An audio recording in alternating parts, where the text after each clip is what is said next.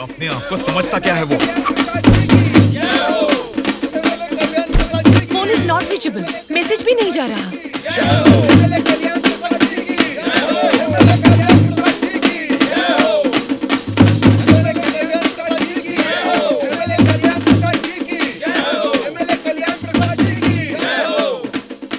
संभाल के रखना, बात के कार्यक्रम में काम आएंगे। नमस्कार वोटर महाराज, आपके अनमोल वोट आप मुझे ही देंगे। देंगे ना? आप ही देंगे। अच्छा मुहूर्त निकलने से पहले नॉमिनेशन करके आता हूँ। नमस्ते।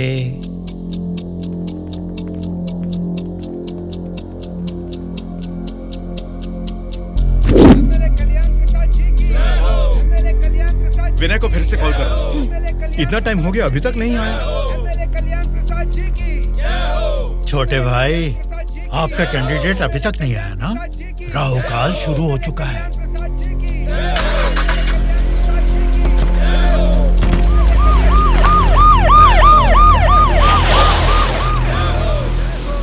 हम तुम्हें अरेस्ट करने आए हैं। हमें चलो बताते हैं।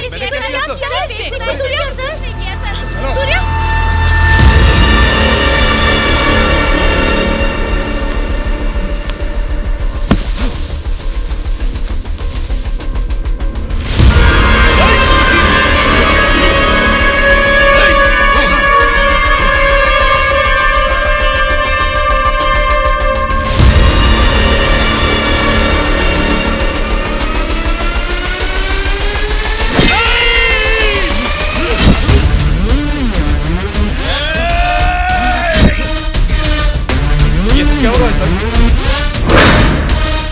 फायर रख अपना।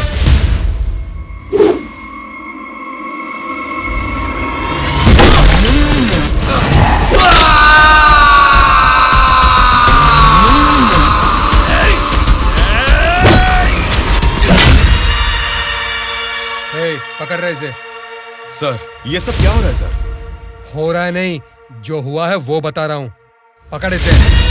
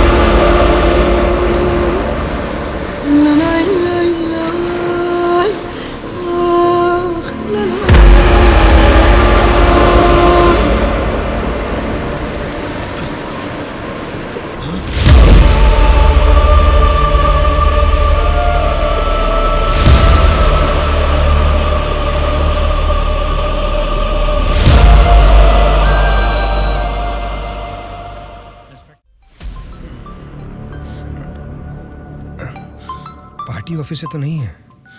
हेलो, क्या बात है सुब्बा राजू, आधी रात को मीटिंग क्यों बुलाया है? अरे आपको पता नहीं क्या, 10 दिन में इलेक्शंस का रिजल्ट्स है। सर्वे या कुछ तो आया होगा, उसे देख के मैडम को थोड़ा टेंशन आ गया होगा। वही बात है ना? वजह यही होगी सर, और क्या होगा। आधी रात को अचानक मीटिंग रख के आप सबको यहाँ बुलाने के लिए मुझे माफ कीजिए। कोई बात नहीं मैडम, आपके लिए, अपने पार्टी के लिए इतनी तकलीफ तो ले सकते हैं। वैसे इस मीटिंग में क्यों बुलाया हमें मैडम? क्योंकि सभी वोटिंग सर्वेज चेक किए गए हैं। सर्वे में ये पता चला है कि पूरे राज्य की 175 असेंबली सीटों में इस बार सत्ता वाली पार्टी को 40% और विपक्ष की पार्टी को 42% सीट्स मिलने की संभावना है और बचे हुए असेंबली सीटों में इंडिपेंडेंट कैंडिडेट्स के जीतने की आशंका है। इसीलिए इस बार हमारी पार्टी को सरकार बनाने के लिए 10 सीटें हर हाल में चाहिए। इन 10 सीटों को हमें पक्का करना होगा। इसीलिए पूरे राज्य में जितने भी जीतने वाले इंडिपेंडेंट कैंडिडेट्स खड़े होंगे उन सबको हमारी पार्टी में शामिल करना होगा, तभी हम सरकार बना पाएंगे। अब हम सबको क्या करना होगा मैडम? आपके एक इशारे पे आपके लिए काम करने के लिए आपके पीछे 100 लोग हैं जो कुछ भी कर सकते हैं। उनको ठुकरा के इतनी भारी बारिश में अगर आप मुझे ढूंढते हुए आए हैं तो मैं समझ सकता हूँ मैटर कितना सीरियस है। बोलिए बादशाह आपके लिए क्या कर सकता है? राज्य भर में जीतने वाले उन इंडिपेंडेंट कैंडिडेट्स के ऊपर हमें जल्द से जल्द ग्राउंड लेवल पर काम शुरू करना होगा। विपक्षी पार्टी कोशिश करे उससे पहले हमें ही उनको खरीदने की कोशिश करनी है। आज इस उम्र में भी इतने सालों से मैं एक विपक्ष की पार्टी ही चला रही हूँ बादशाह, इसीलिए चाहे कुछ भी हो जाए सरकार तो हमारी ही बननी चाहिए बादशाह। आपकी बात सही है मैडम, लेकिन इस दरमियान सरकारी पार्टी से मिला हुआ वो गुंडा दुर्गा हमारी तरफ आने वाले इंडिपेंडेंट्स को अपनी तरफ नहीं खींचेगा, इसकी क्या गारंटी है? काटने वाले कुत्ते को बांध के रखते हैं, इसीलिए इस बार उसके ऊपर नॉन बेलेबल केसेस लगवाकर उसे जेल में बंद रखा है। इसका मतलब हमारे लिए कोई खतरे की बात नहीं है ना मैडम? इस काम को अंजाम देने के लिए तुम्हें एक काम करना होगा। क्या करना है बोलिए मैडम। सेंट्रल जेल में एक कैदी है।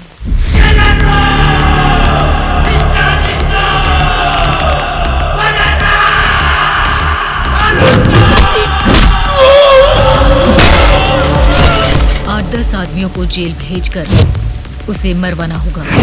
नाम क्या है उसका? दुर्गा।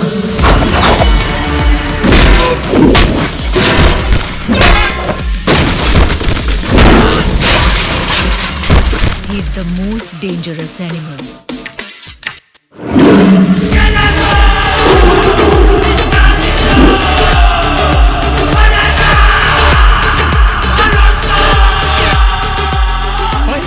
हमारी लोग कोई मार रहा है।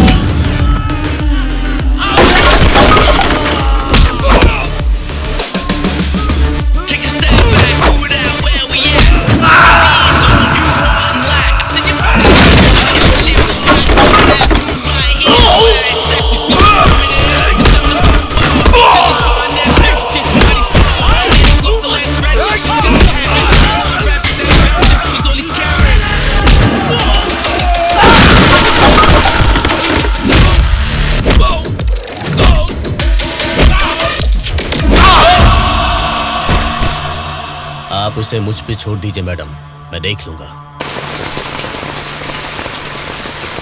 ये जेल है, कोई पबजी खेलने का ग्राउंड नहीं, समझ गया? बोल क्यों नहीं रहा है? क्यों मारा उन लोगों को?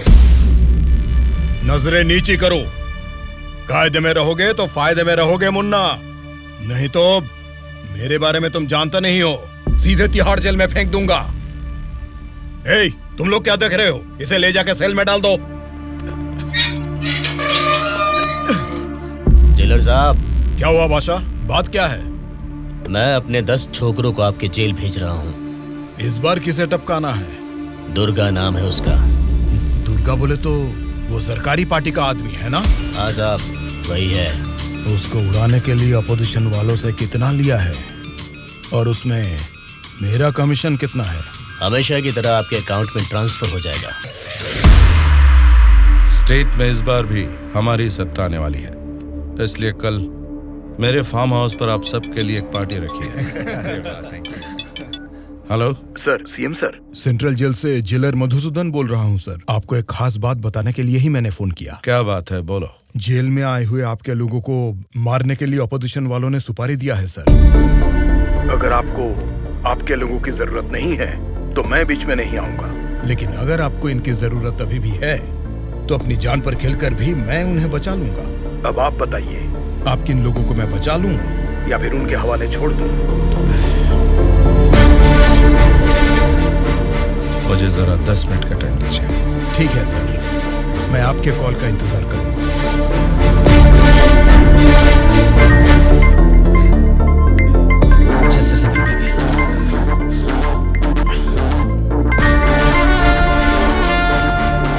हेलो मामा, बोलिए। जेल में दुर्गा को उड़ाने के लिए ऑपोजिशन वाले प्लान कर रहे हैं।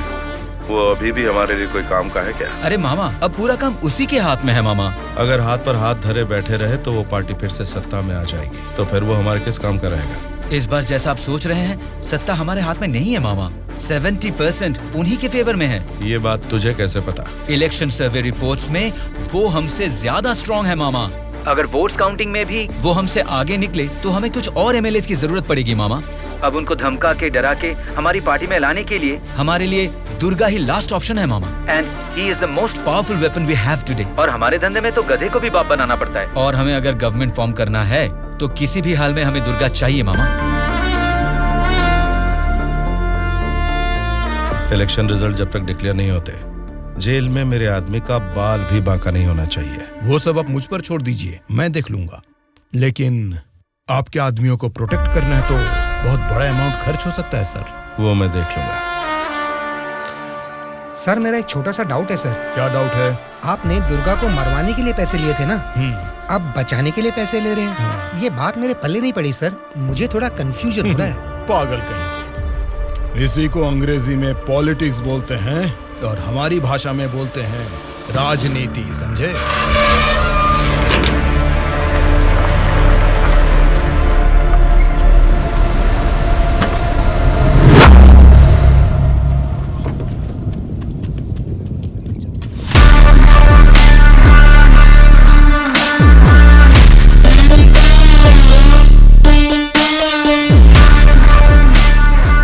फिर से जेल में आ गए ना, अब लगता है जेल में कोई बड़ा कांड होने वाला है।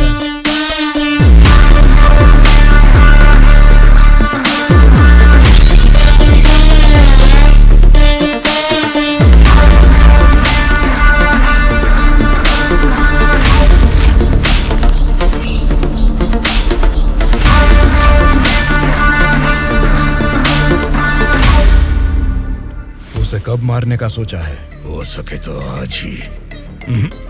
आज छोड़ देना, कल विजिटिंग आवर्स है, मुमकिन नहीं होगा। परसों मारने का प्लान बनाओ।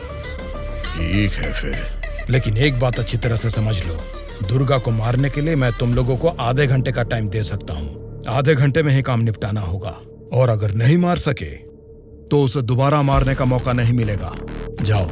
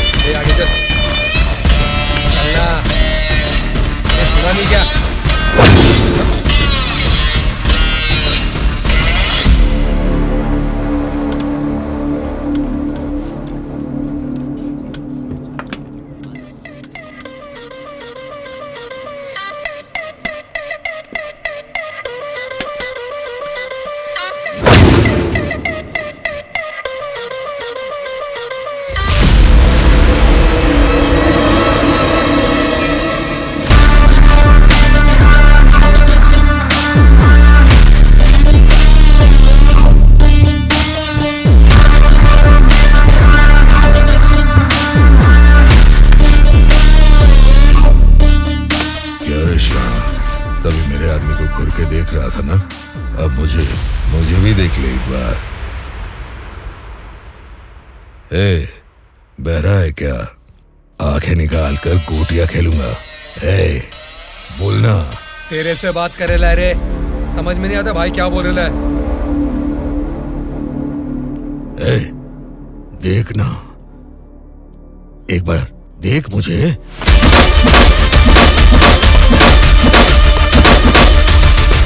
मेरे बारे में तुम जानते नहीं हो, सीधे तिहाड़ जेल में फेंक दूंगा।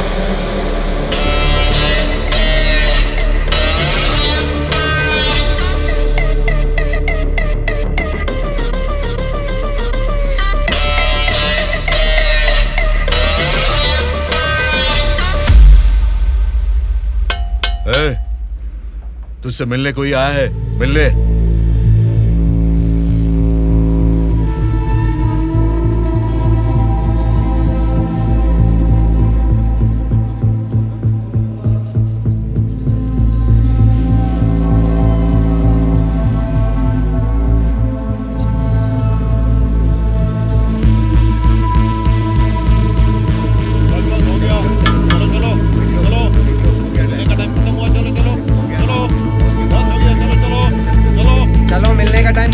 चलो निकलो यहाँ से, चलो टाइम हो गया।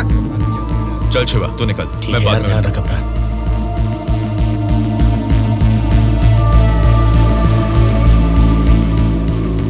शिवा, भावना कैसी है? देखा, अभी याद आई ना तुझे उसकी? मुझे लगा तू भूल गया था।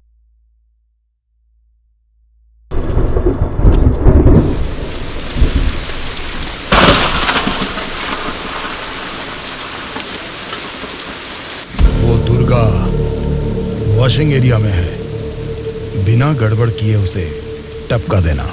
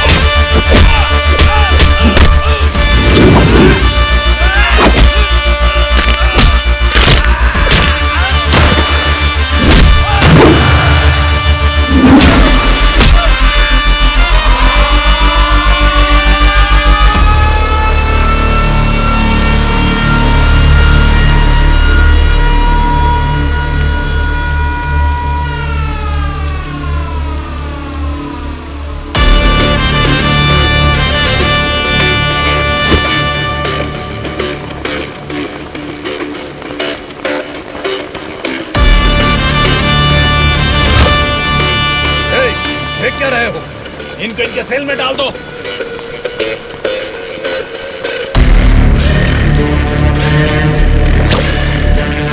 हाँ जेलर साहब। यो बादशाह, तुम और 10 लोगों को भेजोगे ना तो भी जेल में उस दुर्गा को नहीं मार सकोगे।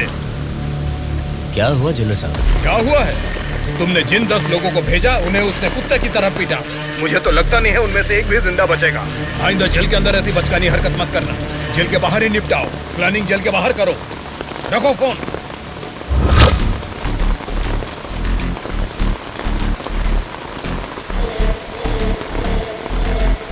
आपने जो यकीन मेरे ऊपर किया था,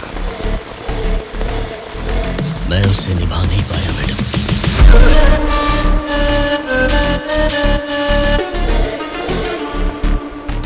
आप ये गन लीजिए मैडम। इस गन से मुझे अभी इसी वक्त यहीं पे मार दीजिए, नहीं तो मुझे एक और मौका दीजिए। मैं खुद जेल में जाकर उस दुर्गा को मारूंगा।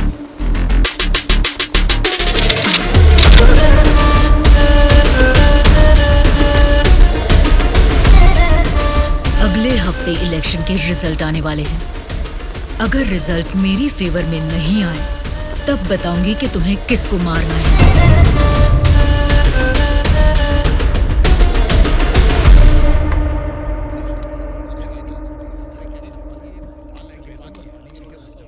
मेरा नाम दुर्गा है। सूर्या। कल मुझे बचाने के लिए थैंक्स।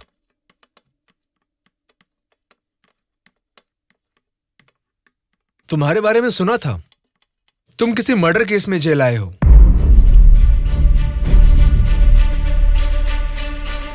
सूर्या, अगर तुम मेरे साथ काम करना चाहते हो तो कहो, मैं तुम्हें इस जेल से बाहर निकाल सकता हूँ और तुम्हारे ऊपर जितने केसेस हैं वो सब मिटा सकता हूँ। वो कैसे?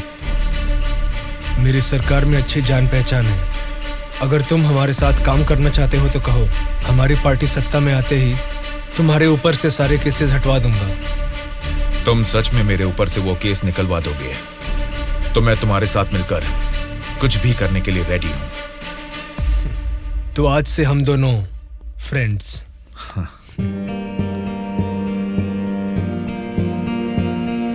अच्छा, उस दिन वो लोग तुम्हें मारना क्यों चाह रहे थे?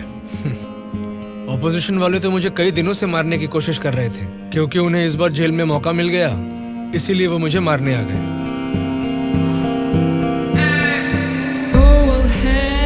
अगर उस दिन वो लोग तुम्हें मार देते तो? क्या होता? जेल में तुम्हारे जैसे अच्छे फ्रेंड को खो देता।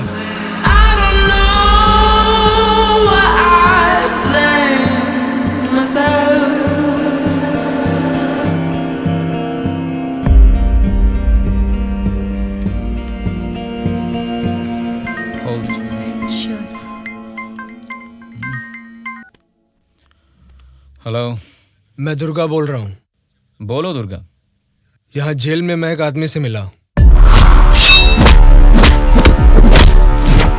किसी छोटे मोटे मर्डर केस में अंदर आया है, लेकिन उसकी हिम्मत अलग ही लेवल की है भाई। वो तो ठीक है, लेकिन क्या वो हमारे काम आएगा? बेशक वो हमारे काम आएगा भाई। ठीक है, इस बार इलेक्शन रिजल्ट्स अगर हमारे फेवर में नहीं आए तो तुम्हें बाहर आना पड़ेगा। ठीक है भाई। तब मैं मामा से बात करके तुम्हारे साथ उसको भी बाहर लाने का प्लान करूंगा।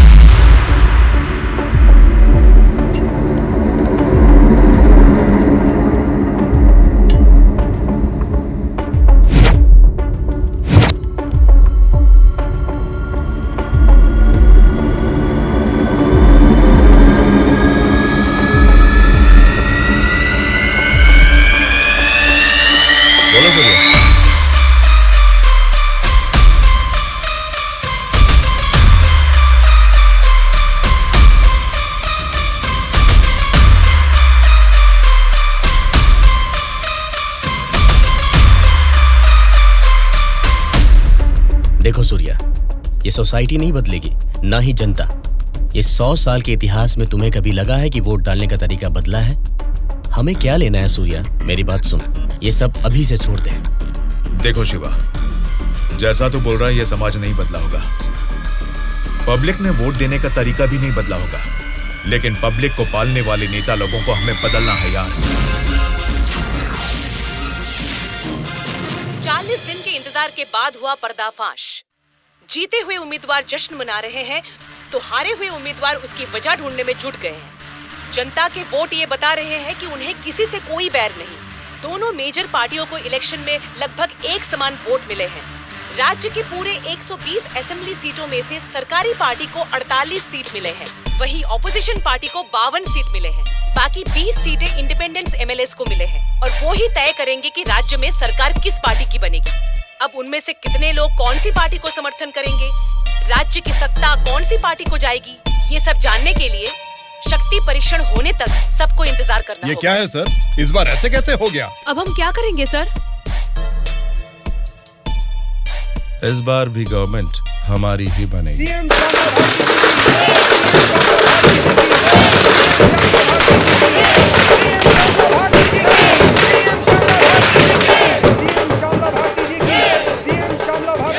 मैडम, इस बार सरकारी पार्टी से आपकी पार्टी लीड में है, इस बारे में आपका क्या कहना है? जनता को अब हमारे ऊपर यकीन आ गया है, इसलिए इस बार हमारी पार्टी लीड में है। Thank you. श्यामला भारती जी की, सीएम श्यामला भारती जी की, सीएम श्यामला भारती जी की, सीएम श्यामला भारती जी की, सीएम श्यामला भारती जी की, सीएम श्यामला भारती जी की, सीएम श्यामला भारती जी की, सीएम श्यामला भारती जी की।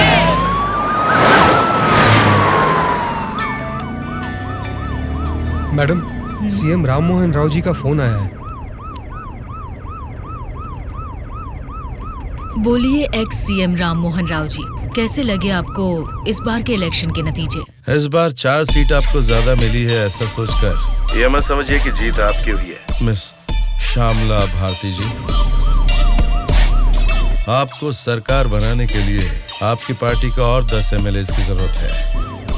अगर 10 एमएलए को खरीद लिया तो भी 10 दिन के अंदर शक्ति परीक्षण के लिए उनका वहाँ होना बहुत जरूरी है। तो जाहिर है कि आपकी पार्टी को मेरी पार्टी से भले 4 सीटें ज्यादा आई है या मेरी पार्टी को 4 सीटें कम आई है, तो भी आखिर में असेंबली में आपकी जगह हमेशा की तरह विपक्ष में ही रहेगी। ये बात मत भूलिएगा मिस श्यामला भारती जी। ठीक है राम मोहन राव जी, इस बार संसद में हम विपक्ष में रहेंगे या आप विपक्ष में रहेंगे, देखते हैं। Good luck.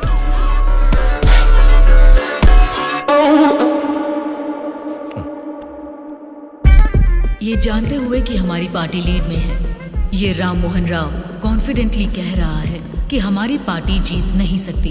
इससे ये साफ पता चलता है कि हमारी पीठ पीछे साजिश हो रही है। हम एक लीडिंग पार्टी है, हमें हमारी पार्टी को सत्ता में लाने के लिए उन 20 इंडिपेंडेंट्स को हमारी पार्टी में लाने का कोई न कोई तरीका ढूंढना होगा। हमें उन 20 लोगों को जल्द खरीदना होगा मैडम, और उसका केवल एक ही रास्ता है। कौन सा रास्ता? अनंतगिरी में 20 साल से ना हारने वाले कल्याण प्रसाद को हमें सबसे पहले खरीदना होगा मैडम। उसी को क्यों?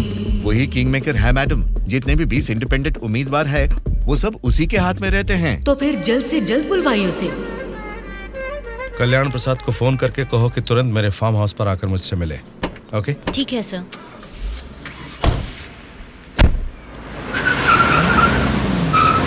लगता है सब लोग आ गए हैं, तेरी वजह से ही लेट है। हाँ रुको रुको। नमस्कार मैडम।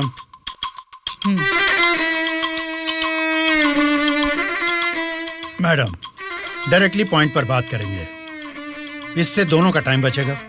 मैं भी सीधे पॉइंट पर आकर बात करूंगी। आपके 20 एमएलएस को हमारी पार्टी को समर्थन देना होगा। इसके लिए आपके एक एमएलए की कीमत बताइए। एक एमएलए ने अपने मतदान क्षेत्र में जीतने के लिए तकरीबन 50 करोड़ रुपए खर्च किए हैं। एक एमएलए को 100 करोड़ दे दीजिए। क्या मतलब? एक एमएलए को 100 करोड़? मतलब इसके हिसाब से 20 एमएलए को 2000 करोड़? हाँ मैडम। इतना क्यों? मार्केट में आजकल रेट बहुत बढ़ गए मैडम। एक जमाने में खाना पकाने का तेल 100 रुपए लीटर मिलता था और अब 230 रुपए हो गया है। फिर भी लोग खरीद रहे हैं ना। वैसे जनता के बारे में हम कुछ सोच रहे हैं क्या? नहीं ना। इसीलिए जैसे चीजों के दाम बढ़ गए हैं, वोटर्स ने भी अपने रेट बढ़ा दिए हैं मैडम। एक टाइम पे 1000 रुपए में मिलने वाले वोट अब 5000 में मिलते हैं। यहाँ कोई भी कैंडिडेट को देख के वोट नहीं डालता मैडम, वो वोट डालता है कैश देखकर ही। मतलब आपके एमएलएस को हमारी पार्टी को समर्थन देना है तो आपको 2000 करोड़ देने होंगे, सही कहा? 2000 करोड़ नहीं मैडम। तो फिर?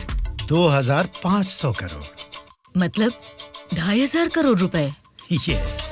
वो 500 करोड़ किसके लिए? वो मेरा कमीशन है मैडम। आपका कमीशन 500 करोड़ है? जी मैडम, मैं आपको कोई प्याज टमाटर थोड़ी ना बेच रहा हूँ। इस राज्य की सत्ता 5 साल के लिए दे रहा हूँ आपको। इसके बदले में एक छोटी सी 500 करोड़ की रकम कमीशन लेने में कोई गलती नहीं है मैडम।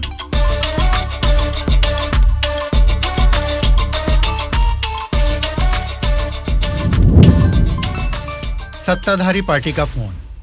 अगर मेरा प्रपोजल आपको जमता है तो फोन काट दूंगा, और नहीं तो इस बार फिर से उन्हीं की सरकार बनेगी। सोच लीजिए। सर, कल्याण प्रसाद जी मेरा कॉल कट कर रहे हैं सर। फिर से ट्राई करो। Okay sir.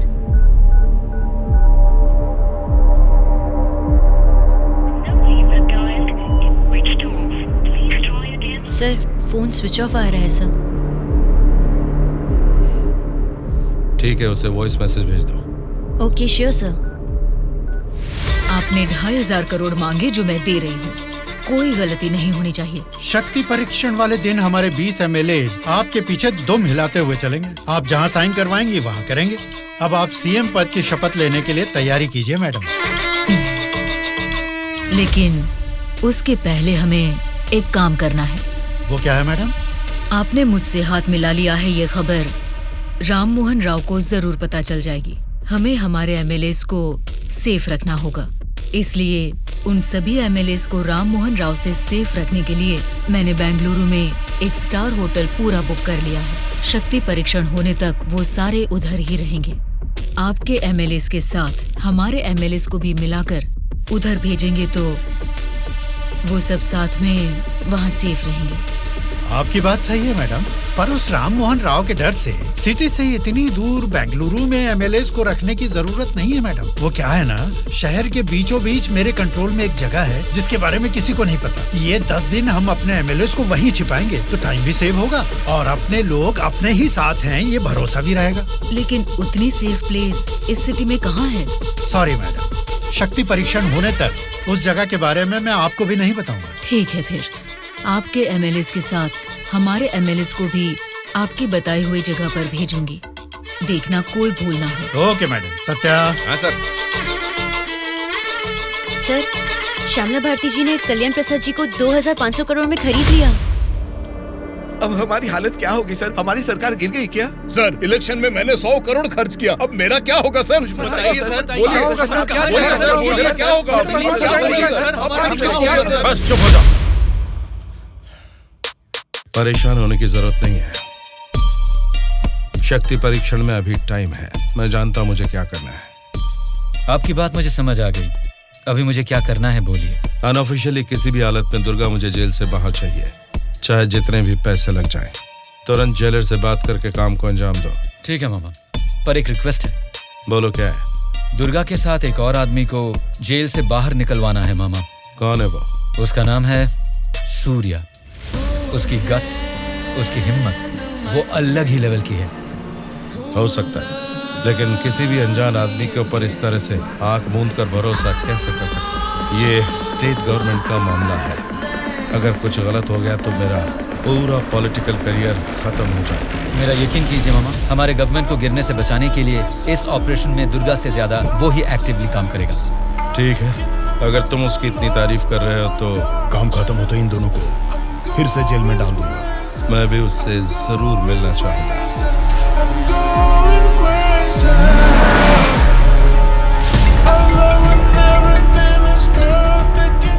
हेलो मैडम, मुझे आपको एक इन्फॉर्मेशन देनी है। हाँ बोलिए।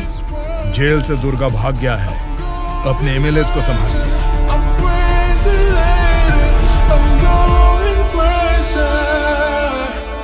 इनको अभी छोड़ के आपने वो पार्टी को इन्फॉर्मेशन क्यों दे दिया सर? वो लोग आपस में लड़के मरेंगे तो ही ना हम जैसे लोग सेफ रहेंगे।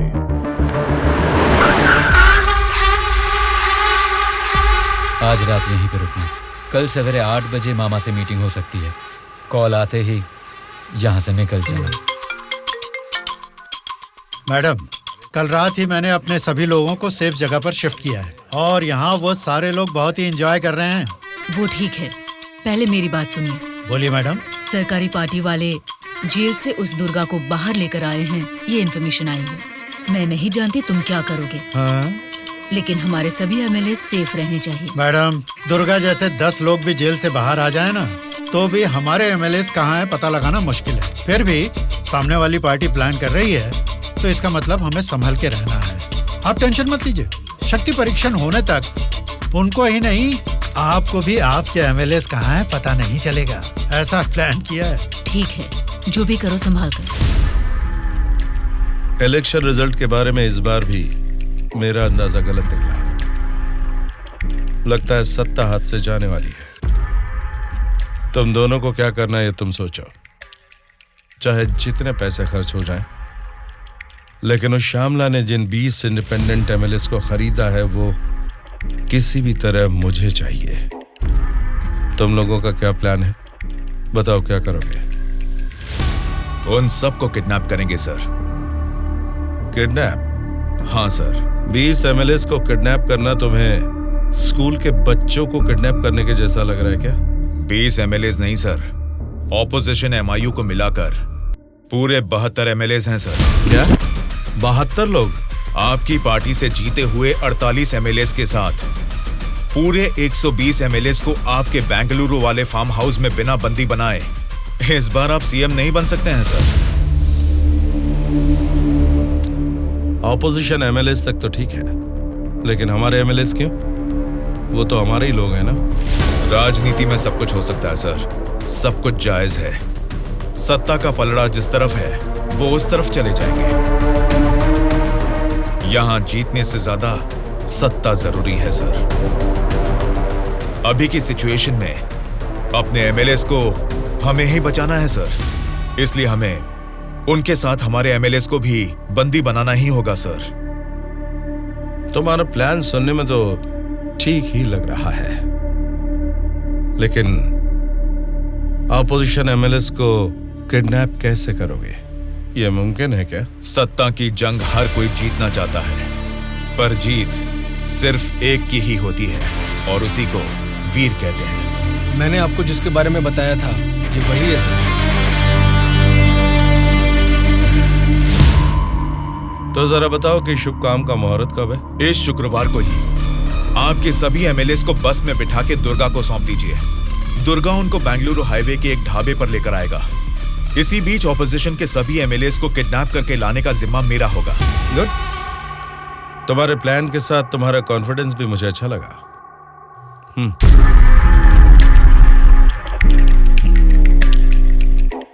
इस बैग में 2 करोड़ है, इसे सिर्फ एडवांस ही समझो। जैसा सोचा है, अगर काम वैसा ही हुआ तो तुम्हारे ऊपर जितने भी केस हैं उनको हटाने के साथ ही इस तरह के कई बैग्स तुम्हें मिलेंगे। इस बार भी आप ही सीएम पद की शपथ लेंगे, उसके लिए तैयार रहिएगा।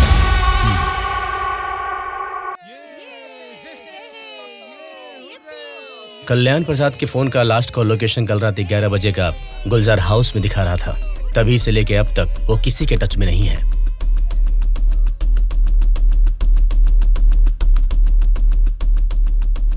तो फिर वो पक्का गुलजार हाउस में ही है। हाँ बोलो। मैडम, आपके लिए एक बैड न्यूज है। गुलजार हाउस में ठहरे हुए आपके सभी एमएलएस को सत्ता वाली पार्टी के लोग किडनैप करने की कोशिश कर रहे हैं। आप फौरन उनको वहां से कहीं और शिफ्ट करवाइए, नहीं तो सीएम नहीं बन पाएंगी। लेकिन तुम कौन हो? आपका हितैषी हूं।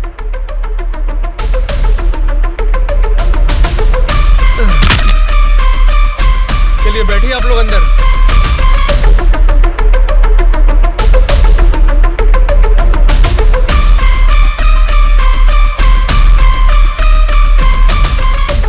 बोलिए मैडम।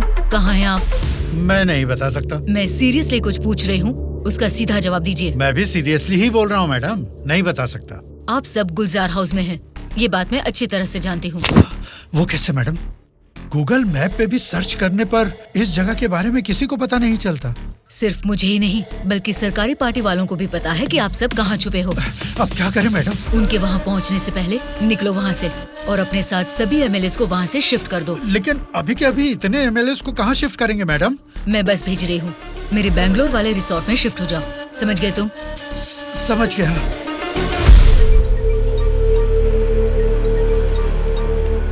जी मैडम। बादशाह, तुम्हें मेरा एक काम करना होगा। बोलिए मैडम। हमारे सभी एमएलए को हम अर्जेंटली एक बस से बैंगलोर रिसोर्ट में शिफ्ट कर रहे हैं। हमारी बस सेफली बैंगलोर पहुँचे तब तक तुम्हें उसे फॉलो करना है। ठीक है मैडम। तुरंत अपने आदमियों के साथ बैंगलोर हाईवे पर वेट करो। Okay madam.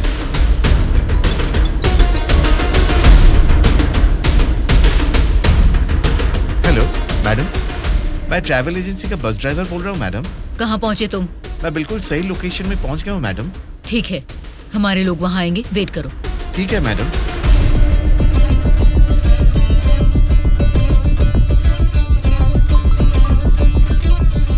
हाँ बोलिए मैडम।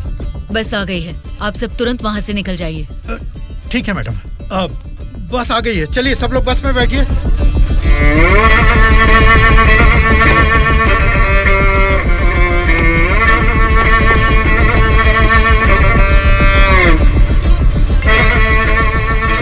मैडम सब लोग बस पे चढ़ गए मैडम। अभी निकल सकते हैं क्या मैडम? Okay madam. बोलो सूर्या। दुर्गा, हमारा प्लान सक्सेस हुआ। अब सभी एमएलए मेरे कब्जे में हैं। तुम हाईवे के ढाबे पे वेट करो, मैं भी पहुंचता हूँ। ओके। क्या रे, कुछ पता? बोलिए मैडम। बस निकल गई है और थोड़ी ही देर में बैंगलोर हाईवे एंटर करेगी। अगर कोई भी हमारी बस को फॉलो करता हुआ दिखे तो उसे वहीं मार देना।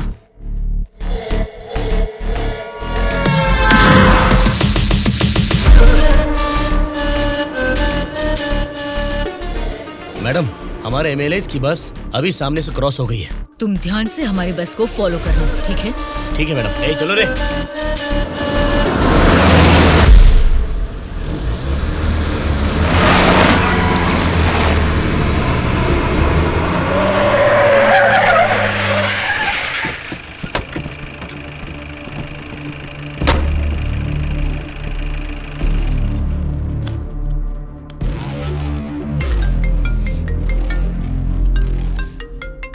बोलो बादशाह।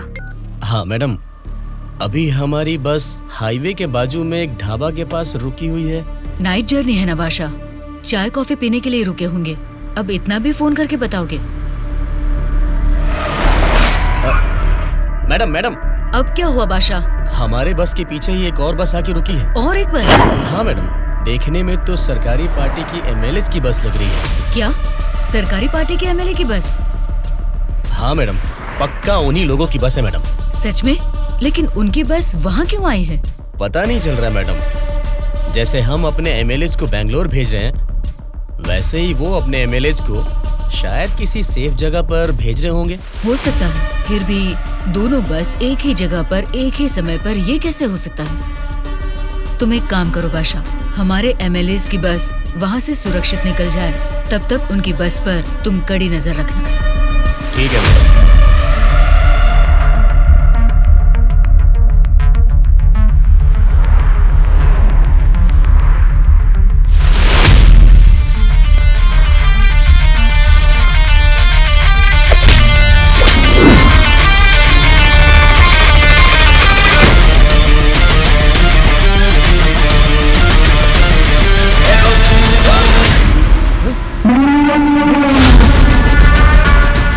बोलो बादशाह। हमारे बस ड्राइवर ने सरकारी पार्टी के बस ड्राइवर दुर्गा को मार के उनकी बस को भी हमारे बस ड्राइवर ही ड्राइव करके ले जा रहे हैं मैडम। व्हाट? उनकी बस को हमारे ड्राइवर क्यों ले गए हैं? मुझे भी कुछ समझ में नहीं आ रहा मैडम। ठीक है, मैं अपने ड्राइवर को फोन करके पता लगा लूंगी। पहले तुम हमारी बस को फॉलो करो। Okay madam.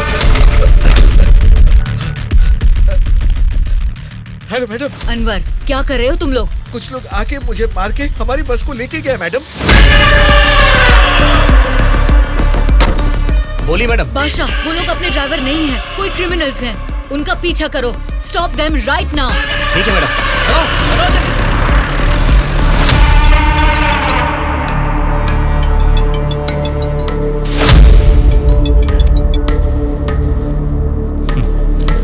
बोलिए श्यामला जी, इस वक्त कैसे याद किया?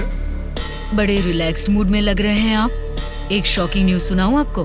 बताइए क्या है वो? अभी तक मैंने सोचा कि संसद में आपके और मेरे बीच में स्पर्धा है, लेकिन हमारी इस स्पर्धा में किसी तीसरे ने एंट्री ली है। उसने क्या किया है, अगर ये आपको बताऊंगी तो बहुत बड़ा झटका लगेगा। वो तीसरा कौन है और उसने क्या किया है ये आप बताएंगी, तभी तो पता चलेगा कि मुझे बड़ा झटका लगेगा या नहीं। जेल में से आपने एक जानवर को बाहर निकलवाया मिस्टर राव। उस जानवर को मारकर उस तीसरे ने हमारे एमएलएस के साथ आपके एमएलएस को भी किडनैप करके वहाँ से भाग गया है मिस्टर राव। अगर मुझे पता चला कि उस तीसरे और आपके बीच में कुछ कनेक्शन है, तो मेरी एक बात याद रखना, आपका पॉलिटिकल करियर मैं पूरी तरह से बर्बाद कर दूंगी मिस्टर राम मोहन राव।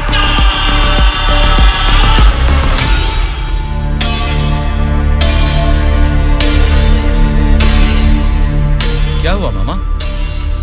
उस दुर्गा को कॉल कर।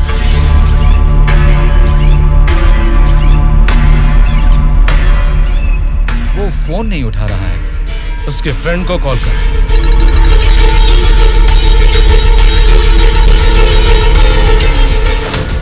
मेरे पॉलिटिकल करियर में ये फर्स्ट टाइम है जब मैंने किसी पर यकीन करके धोखा खाया। बोल कौन है रे तू? बोला था ना, ये सत्ता की जंग हर कोई जीतना चाहता है, लेकिन किसी एक को ही जीत मिलती है, उसी को वीर कहते हैं। अब वो जंग शुरू हो चुकी है। वीर कौन है और वो जंग किस मकसद से कर रहा है, आगे आगे तुमको सब समझ में आएगा। तब तक के लिए वेट एंड सी।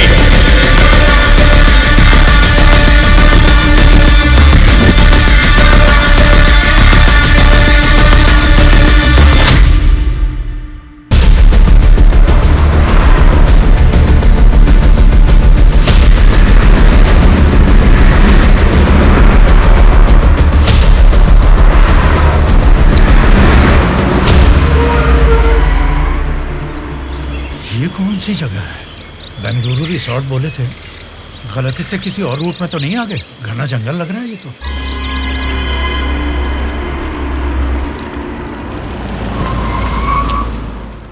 सर वो क्या है कि तुम पर भरोसा करके काम सौंप दिया, इसके लिए तो मुझे खुद को जूते मारने चाहिए। अपना ये चेहरा फिर मुझे कभी मत दिखाना। पता नहीं कहां से एक अनजान आदमी को लाकर मेरे सर पर बैठा दिया। अब देखो उसने क्या किया है। सॉरी मामा। मर जाओ जाकर। उस डीजीपी को फोन करके फार्म हाउस में आने के लिए कहो। ओके मामा। क्या रे, हमारी पार्टी ज्वाइन करने के लिए इस जंगल में आ गए तुम लोग? अरे जब लीड में हम हैं तो तुम्हारी पार्टी में आने की नौबत क्यों आएगी हमें? लीड में हम हैं बोलकर तुम सब लोग हमारी पार्टी में आ गए। देख लो, कुछ अकल है कि नहीं? खाली लीड नहीं, जीतने वाली भी अपनी ही पार्टी है। रुक जाओ, क्या है ये? इतना शोर कर रहे हो? आपस में लड़के कुछ नहीं मिलने वाला। हमें कुछ भी बोलिए, लेकिन हमारी पार्टी को कुछ मत बोलना। समझ गए? जरा सामने आओ और अपनी पार्टी की ताकत दिखाओ। हमारी पार्टी का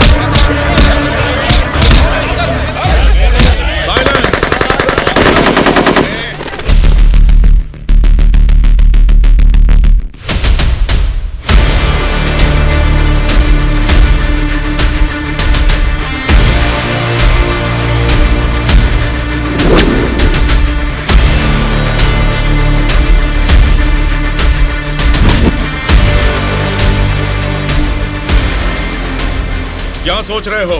जैसे जी में आ रहा चिल्ला रहे हो, अपनी मर्जी से आपस में लड़ रहे हो। ये तुम्हारी असेंबली नहीं है,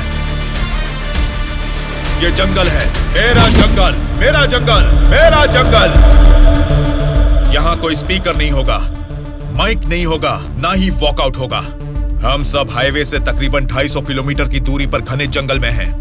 बेटा, तुम लोग नक्सलाइस्ट हो, माओइस्ट हो, टेररिस्ट हो, कौन हो बेटा तुम लोग? वो सब कहां से पैदा हुए हैं? तुम जैसे लोगों की गलती से ही वो लोग पैदा हुए हैं। बेटा, तेरी बात मैं मानता हूँ, लेकिन मैं शुगर पेशेंट हूँ। टाइम पर खा के अगर मैंने दवा नहीं लिया तो मेरी बॉडी कांपने लग जाती है बेटा। तुम हेल्थ मिनिस्टर हो ना?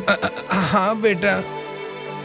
तुम्हारे पास बड़े हॉस्पिटल्स हैं, फिर भी तुम्हें ये सब बीमारियां हैं, तो तुम पब्लिक का भला कैसे करोगे? बेटा, हमारे पेट में चूहे दौड़ रहे हैं, पहले कुछ खाने के लिए तो दे दीजिए।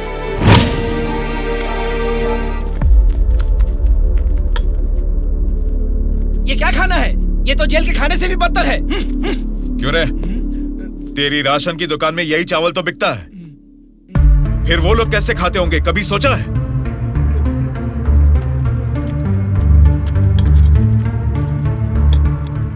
बस बेटा बस, चावल खाने में कमी ही करनी चाहिए, ज्यादा नहीं खाना चाहिए। अच्छा, तो फिर इतनी जायदाद कैसे बना ली? उसमें भी तो कमी कर सकते थे, पर उसमें तो करोगे नहीं।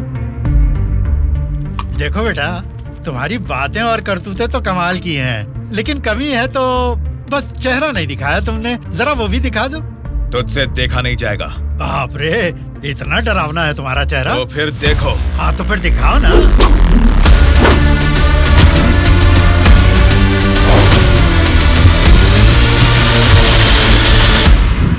हमारी जिंदगी को लक्ष्य देता है ये महाविद्यालय, हमारे भविष्य को भी रचता है ये विद्यालय। स्वामी विवेकानंद ने कहा था कि देश का भविष्य युवा पीढ़ी के हाथों में है, लेकिन युवा होने के नाते हम क्या कर रहे हैं? देश के भविष्य से मुझे क्या करना है, ऐसा बोलकर हम खुद ही को स्वार्थी बनाते जा रहे हैं। मतलब हमारा पढ़ाई करना, नौकरी करना स्वार्थ है क्या? प्रॉब्लम पढ़ाई के बारे में या जॉब के बारे में नहीं है बेटा, तो फिर देश के भविष्य के बारे में ना सोचना ही प्रॉब्लम है। इसीलिए तो हर 5 साल में हम वोटिंग करके नेता लोगों को चुनते हैं, ये सब काम तो उनका है। वही तो हम लोगों की गलती है, वोट देते हैं और भूल जाते हैं। एक स्टूडेंट की हैसियत से फैसला करना आपके हाथ में नहीं है, लेकिन बेहतर समाज का निर्माण करने का सामर्थ्य आप में है।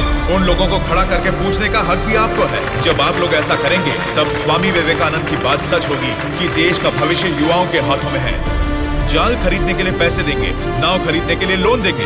तुमसे यही वादा इलेक्शन से पहले किया गया था ना, लेकिन अब सत्ता में आकर 4 साल होने के बाद भी एक भी वादा पूरा नहीं किया। इसको आप कब तक सहेंगे और कितने दिन भुगतेंगे? इन एमएलएस को जीतने दीजिए और सवाल कीजिए।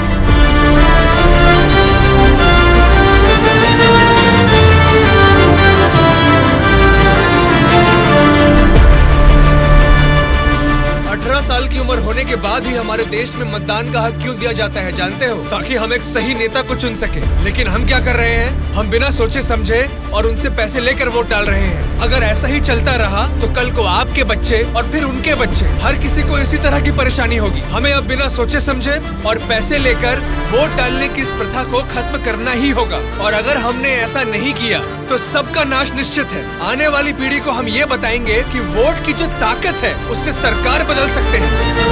जनता की सच्चाई। स्टूडेंट सर, आजकल जनता के सामने समाज के बदलाव की बातें करते रहते हैं सर। आजकल ये फैशन हो गया है सर। ठीक है। हाँ?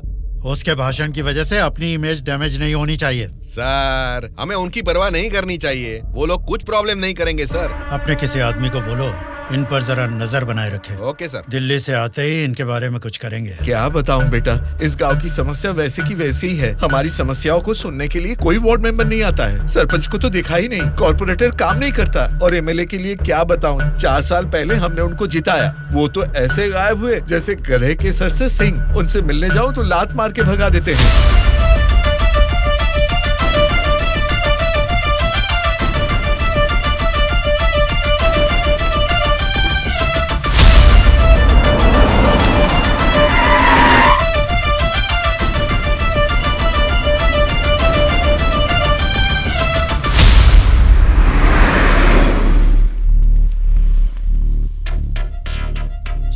हाँ सर।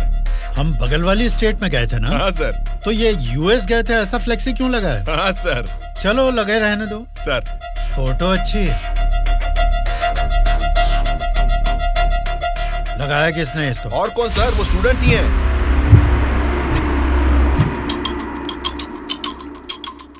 इन पोस्टर्स को देखकर वो एमएलए पक्का रिएक्ट करेगा। रिएक्ट तो करेगा, पर कैसे रिएक्ट करेगा वो पता नहीं चल रहा।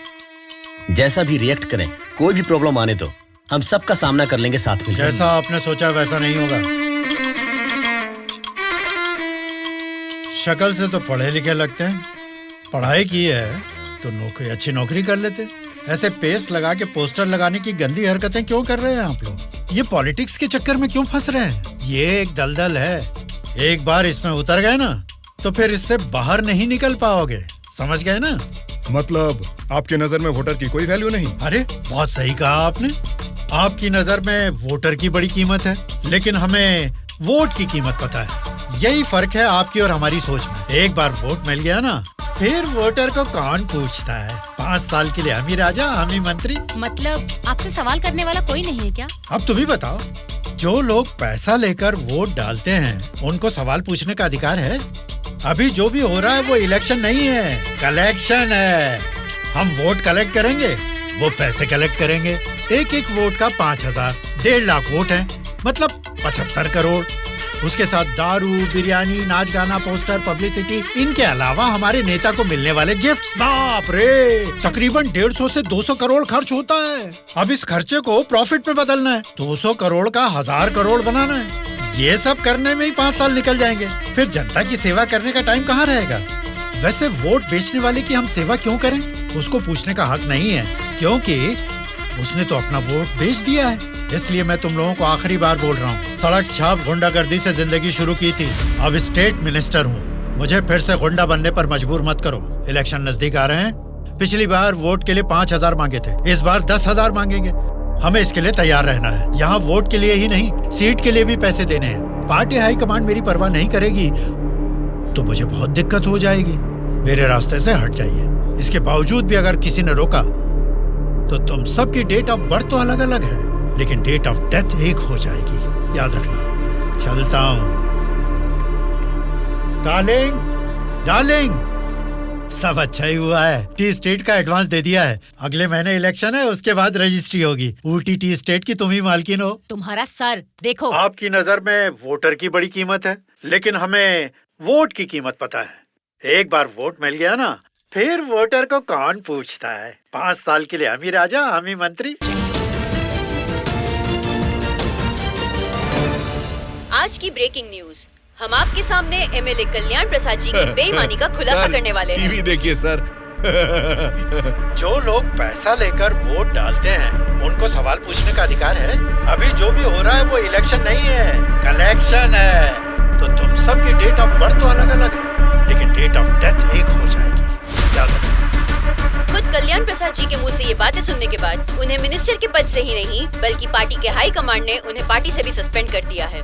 आपको बिना बताए पद से निकाल दिया, ये तो नाइंसाफी है सर। क्या नाइंसाफी है रे? हाँ, मैं एक बड़ा बदमाश हूँ, ऐसा ही बोलकर इन्होंने वीडियो में मान लिया। सब लफंगे लोगों के ये बड़े नेता हैं। लो खाओ, सब ठूसो। और काम भी क्या है? खाना और सोते रहना। और बचा ही क्या है? बाप रे बाप, कितने सपने दिखाए थे। ऊटी में टी स्टेट लूंगा, कर्नाटक में कॉफी स्टेट लूंगा, अगली इलेक्शन में जीतूंगा तो मैं होम मिनिस्टर बनूंगा, तुम होम मिनिस्टर की बीवी बनोगी, बाद में सीएम और मैं सीएम की बीवी। क्यों जी, तुम तो मुझे सीएम की बीवी बनाना चाहते थे, तुम तो खुद ही सीएम नहीं बन पाए। अभी देखो, नालायक की बीवी बनकर बैठी हूँ यहाँ पर। मैं सोच रही थी सीएम की बीवी बनने के लिए क्या करना पड़ेगा। देखते क्या हो जी, बताओ ना क्या करना है। बहुत बोल चुके हो, आप जाओ।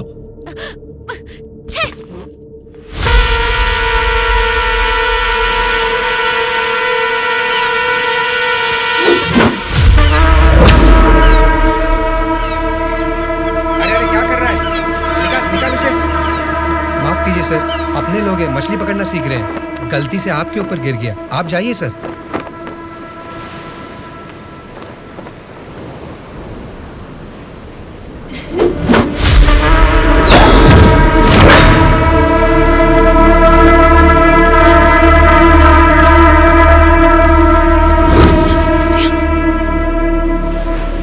सॉरी सर, मछली पकड़ते समय समुंदर में सब मछलियां तो नहीं पकड़ सकते ना सर।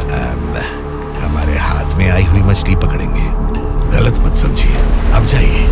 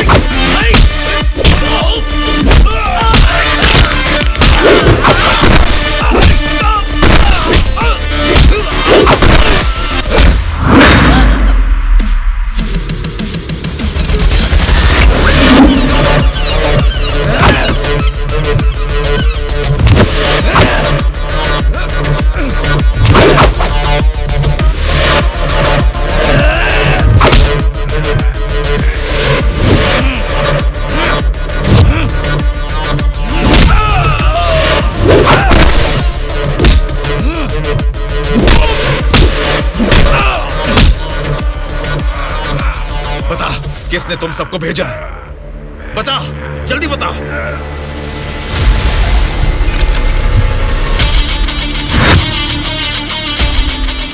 इतना हैरान क्यों है?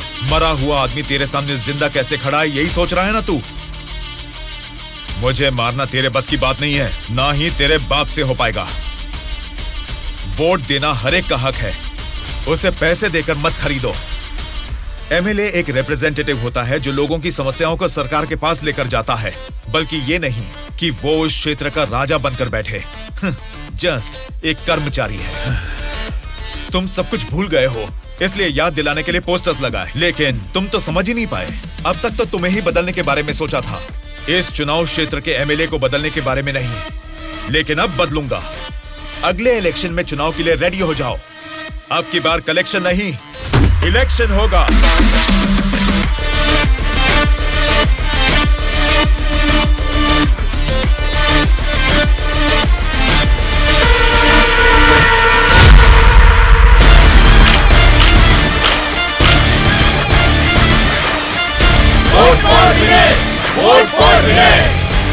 इसका नाम विनय है। अब हमारे चुनाव क्षेत्र से इंडिपेंडेंट उम्मीदवार के रूप में कल्याण प्रसाद जी के सामने खड़ा हो रहा है। यही पैदा हुआ है, आपकी तकलीफें जानता है। पैसे देकर आपका वोट नहीं खरीदेगा, लेकिन आपके द्वारा डाले गए हर एक वोट को इंसाफ दिलाएगा। इसे जिताकर तुम सब जीतना चाहते हो, या फिर उस कल्याण प्रसाद को वोट डालकर अगले 5 साल के लिए गुलाम बनकर जीना चाहोगे? ये आपकी मर्जी है। भैया, अभी तक पैसे लेके वोट देते थे, लेकिन अब भले काम के लिए वोट देंगे हम। अभी तक हमें कोई ऐसा नहीं मिला जो हमारा साथ दे। आप खड़े हो भैया, इस बार हम वोट आप ही को देंगे।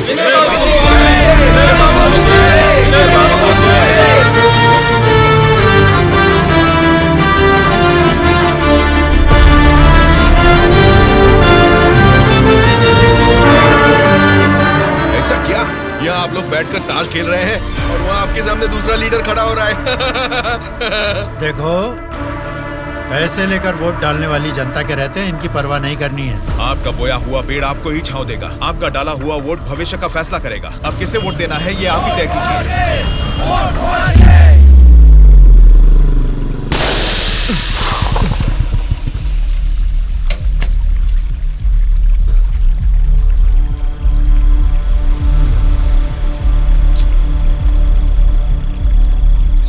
पंचर बना लो, पंचर। क्या बाबू, गाड़ी पंचर क्या? हाँ भाई, जरा अर्जेंटली जाना है, आप पंचर बना दोगे? बनाऊंगा ना। आगे जाके ये हमारे गांव का एमएलए बनेगा। पंचर थोड़ा खट से बना रे। तुम्हारे रोज जाने वाले रास्ते में अचानक तुम्हारी गाड़ी पंक्चर हो गई है, फर्क नहीं दिख रहा है क्या? उसके साथ जैसे गाड़ी पंक्चर हुई तभी पंक्चर वालों का हाजिर होना अजीब नहीं लग रहा है? वैसे तो इलेक्शन में खड़े होना भी अजीब बात है। आप तो एमएलए बन जाएंगे, असेंबली में चले जाएंगे, अपन तो इधर ही रह जाएगा ना। हम तो गुंडागर्दी ही करेंगे, और करेंगे भी तो क्या होगा? मारना, काटना, जलाना और बलात्कार करना। हम किसको मारेंगे, किसको काटेंगे जानते हैं? तेरे दोस्तों को। तेरे दोस्त सूर्या को बहुत बुरी मौत मारेंगे। बाद में बचेगा कौन जानते हैं आप? आपके साथ घूमती है ना वो गोरी गोरी लड़कियां, जैसे चाहे मजे करेंगे। अय्याशी करके मुंबई रेड लाइट एरिया में जाके बेच देंगे उनको। सोच लेना। चलो रे। आप सबको कुछ बताना चाहता हूँ, लेकिन आप लोग गुस्सा मत होना। तो फिर तुम वो बात ही क्यों कर रहे हो जिससे गुस्सा है? अरे वो बात नहीं है। अरे तो अब बता भी दो ना। मैं ये इलेक्शन नहीं लड़ूंगा। What? ए, सच सच बताओ, क्या तुम्हें किसी ने डराया? ऐसा कुछ नहीं है, मैं ये इलेक्शन नहीं लड़ूंगा बस। ए, तेरी आंखों में मुझे डर दिख रहा है। क्या बात है, बोल। हाँ यार, मैं डर रहा हूँ, तो अब क्या करूँ? अगर जान का डर था तो इस इलेक्शन में खड़ा होने के लिए तैयार क्यों हुआ? कल ही नॉमिनेशन की लास्ट डेट है। कल 3 बजे एमआरओ ऑफिस के पास हम सब तेरा वेट करेंगे। तू कल आ रहा है और नॉमिनेशन भी डालेगा। उल्टा सीधा बोलेगा तो इन सब के बारे में तो नहीं जानता, लेकिन मैं तुझे मारकर समुंदर में फेंक दूंगा। याद रखना, कल शाम को 3 बजे एमआरओ ऑफिस। ये चलो रे। कल हम तेरे लिए वेट करेंगे।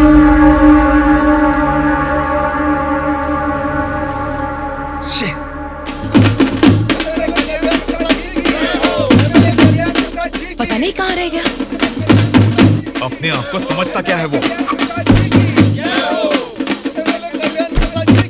Not reachable. मैसेज भी नहीं जा रहा।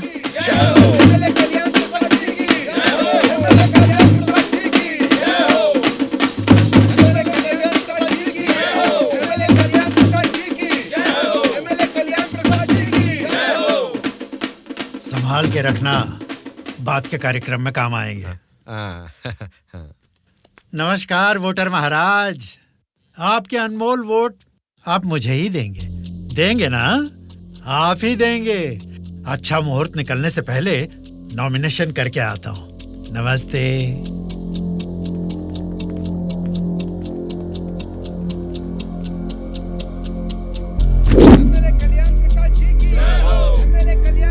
विनय को फिर से कॉल करो। इतना टाइम हो गया अभी तक नहीं आया। छोटे भाई, आपका कैंडिडेट अभी तक नहीं आया ना? राहु काल शुरू हो चुका है।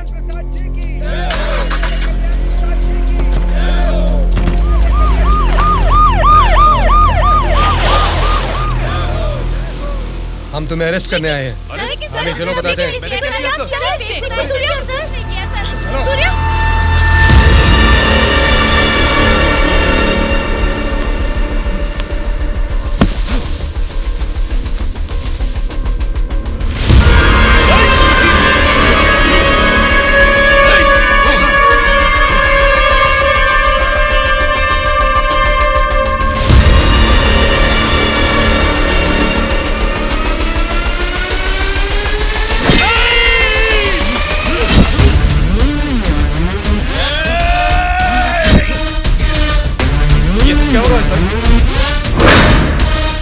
पैर रख अपना।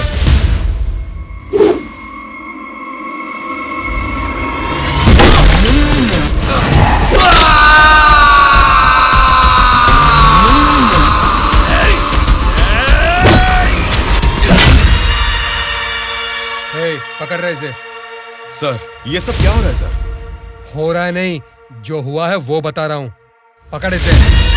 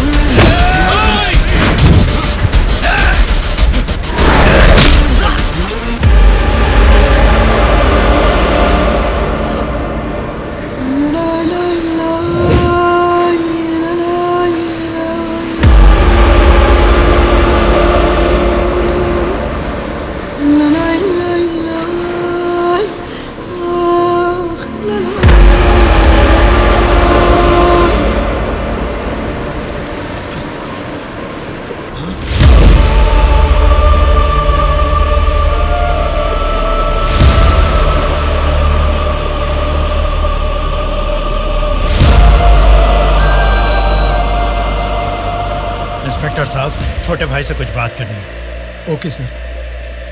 छोटे भाई, खुद को ही अकलमंद समझते हो, तुम्हारे रेंज की नहीं है, फिर भी मेरी थोड़ी सी अकल है। तुम्हारे इस्तेमाल किए हथियार को मैंने भी यूज किया, सोशल मीडिया। कल ही नॉमिनेशन की लास्ट डेट है। तू कल आ रहा है और नॉमिनेशन भी डालेगा। उल्टा सीधा बोलेगा तो, लेकिन मैं तुझे मारकर समुद्र में फेंक दूंगा।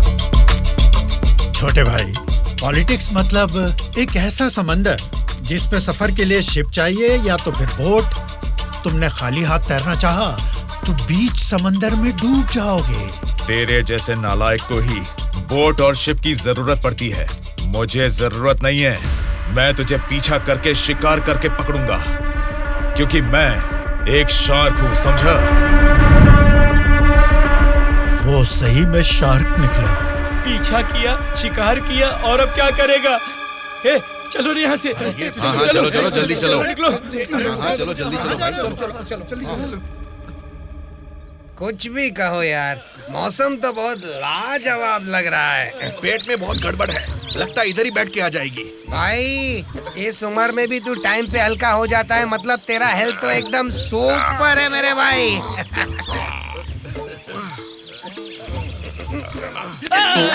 मेरा पेट गड़बड़ चल रहा है यार। मारे मर रहा हूँ, ऊपर से तुम लोग गोली चला रहे हो। तेरी गोली से हम लोग डरने वाले नहीं है, समझा? ठंडे पानी से नहाना चाहिए, जाना है या ना। तू पागल हो गया क्या? कोई अपना लीज खुला छोड़ के नहाता है क्या? मैं तो डर ही गया। मेरे लीज पे बुरी नजर डालता है। घर में बाप भाई है कि नहीं? अभी भी तेरा लीज जीतना ही है, एनाकोंडा नहीं बना पाया। तुम लोगों को लीच और एनाकोंडा में फर्क नहीं समझता है क्या? लीच हो या एनाकोंडा हो, बीन बजाने से भी कोई फर्क नहीं पड़ने वाला है। अरे इस जगह में बीन ठीक से नहाने भी नहीं देता है, ठीक से हल्का भी नहीं होने दिया, गोलियां पे गोलियां चलाया जा रहा है। ये क्या हाल हो गया हमारा? एक नहीं दो नहीं, पूरे 120 एमएलएस को प्री प्लान तरीके से किडनैप करके ले गया है। मेरी समझ में नहीं आ रहा क्या करूं। ये सब मैंने किया है। ये बात अगर जनता या मीडिया को पता लगी तो इतने साल की मेहनत से बना मेरा पॉलिटिकल करियर बर्बाद हो जाएगा। आप फिक्र मत कीजिए सर, ये हम पर छोड़ दीजिए। किडनैपर से सारे एमएलएस को कैसे सुरक्षित लाना है ये मुझ पर छोड़ दीजिए। किरण सर, ध्रुवा कहाँ है पता करो और तुरंत मेरे ऑफिस में आने के लिए कहो, तुरंत। Okay sir. मैं चलता हूँ सर।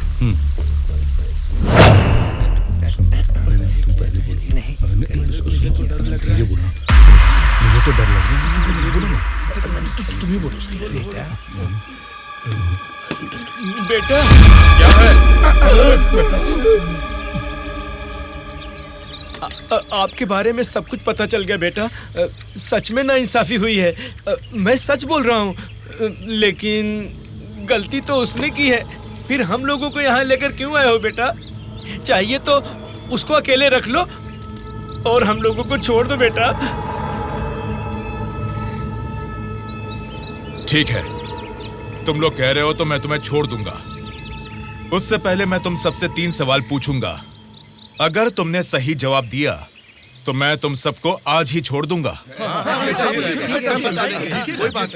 पहला सवाल, आप में से सनी लियोन को कितने लोग जानते हैं? क्यों नहीं जानते सर, वो तो मेरी पसंदीदा फिल्म स्टार हैं। उसे देखे बिना मुझे नींद ही नहीं आती, समझे? दूसरा सवाल, पूजा हेगड़े को कितने लोग जानते हैं? पूजा हेगड़े का मैं बहुत बड़ा फैन हूँ बेटा। एक चुम्मा, एक चुम्मा, एक चुम्मा। बेटा एक दूसरा गाना सुनाता हूँ, सुनो तुम।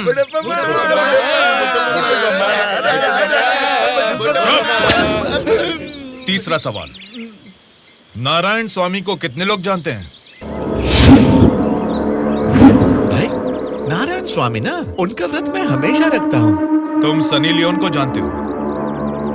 पूजा हेगड़े ने कितने एक्टर्स के साथ डांस किया ये भी जानते हो? लेकिन जनता के लिए अपनी जान भी कुर्बान करने वाले नारायण स्वामी को नहीं जानते। कौन है बेटा वो? कोई देवता है क्या? हाँ, देवता ही है, लेकिन मंदिर में रहने वाला देवता नहीं, जनता के दिल में रहने वाला देवता, नारायण स्वामी।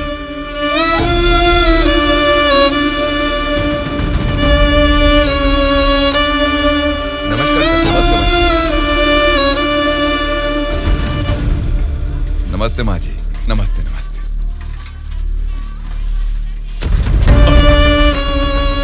ये क्या किया बहन जी? क्या देख के पता नहीं चल रहा? कचरा है। हाँ वो तो पता चल रहा है, लेकिन कचरे की सही जगह तो कूड़ेदान होती है ना। तो आपने ये कचरा कूड़ेदान में डालने की बजाय यहाँ सड़क पर क्यों फेंक दिया? हमेशा कूड़ेदान में ही डालती हूँ, आज ही जस्ट मिस हो गया। वो अच्छा, अंग्रेजी बोलना जानती हो, लेकिन ये नहीं जानती कि कचरे को कूड़ेदान में डालना चाहिए। ये सब करने से ही बीमारियाँ फैल रही हैं और इंसान बीमार होते जा रहे हैं। जरा उधर देखिए, कूड़ेदान में पूरा कचरा भरा हुआ है। उसे निकालने वाला म्युनिसिपैलिटी से कोई भी दिखाई नहीं दे रहा। 1 हफ्ते से बोल रहे हैं कि आएंगे, लेकिन अभी तक कोई नहीं आया। और तुम कह रहे हो कि मेरे कचरा फेंकने से बीमारी आ जाएगी? हाँ? तेरी बात से ना दुनिया बदले, तेरी चीख किसी तक ना पहुँचे, नाराज न तेरा बल ही है तेरा साथी, दब के न रहो, विश्वास है तेरी डोले, डर के न रहो, उम्मीदें तेरे दिल में उठ के न रहो, जज्बात है तेरे रग में। Hello, municipality office. कौन बोल रहा है? नारायण स्वामी जी है क्या? अरे आपको कैसे पता चला? फोन में कैमरा लगाया हुआ है क्या? वो कुछ नहीं सर, हमारी गवर्नमेंट ऑफिस में जब लैंडलाइन बजती है तो वो आप ही का फोन होता है सर। बोलिए। सौंदर्य कॉलोनी में कूड़ेदान पूरा भर गया है बेटा। सारी कॉलोनी में बदबू फैल रही है, इसे जल्द से जल्द साफ करो। ओ ऐसा क्या? उसे साफ करने का काम हमारा नहीं है, प्राइवेट वालों को कॉन्ट्रैक्ट दिया है। क्या कहा? कचरा उठाने का काम भी प्राइवेट लोगों को दे दिया है? तो फिर आप क्या कर रहे हैं? आप जैसे लोगों के सवालों का जवाब दे रहे हैं नारायण स्वामी। ठीक है, उस कॉन्ट्रैक्टर का नंबर दो। हेलो, कॉन्ट्रैक्टर गंगाधर जी हैं क्या? हाँ बोल रहा हूँ। आप कौन हैं? मैं नारायण स्वामी हूँ। सौंदर्य नगर का कचरा उठाने का कॉन्ट्रैक्ट आपने ही लिया है ना? हाँ, मैंने ही लिया है। यहाँ का कूड़ेदान ऊपर तक भर चुका है, पूरी कॉलोनी में बदबू फैल गई है। आप इसे क्लीन क्यों नहीं करते? अच्छा, वो पुराना टेंडर खत्म हो गया है सर। नया टेंडर अगले महीने में डाल रहे हैं। नया टेंडर आने के बाद ही क्लीन करेंगे, समझे? हाँ, तो तब तक इसे ऐसे ही छोड़ देंगे क्या? थोड़ी जिम्मेदारी निभाइए। जिम्मेदारी की इतनी फिक्र है तो खुद ही क्लीन कर लो ना।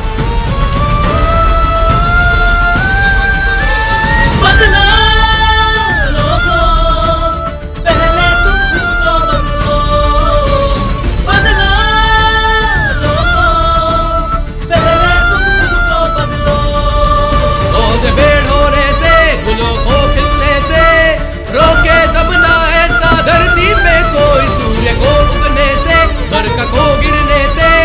रोके जन्मा ऐसा धरती पे कोई। बदला लोगों, पहले तुम खुद को बदलो। अरे ये क्या कर रहे हो? मैंने अभी सफाई की है। तुम्हें पेशाब करने के लिए यही जगह मिली? वहाँ सामने ही पब्लिक बाथरूम है, वहाँ जाके करो। मैं हमेशा से यहीं पे सुसु करता हूँ। कल से यहाँ पर मत करना। सिर्फ कल ही नहीं करूँगा, परसों भी और आगे भी यहीं पे करता रहूँगा।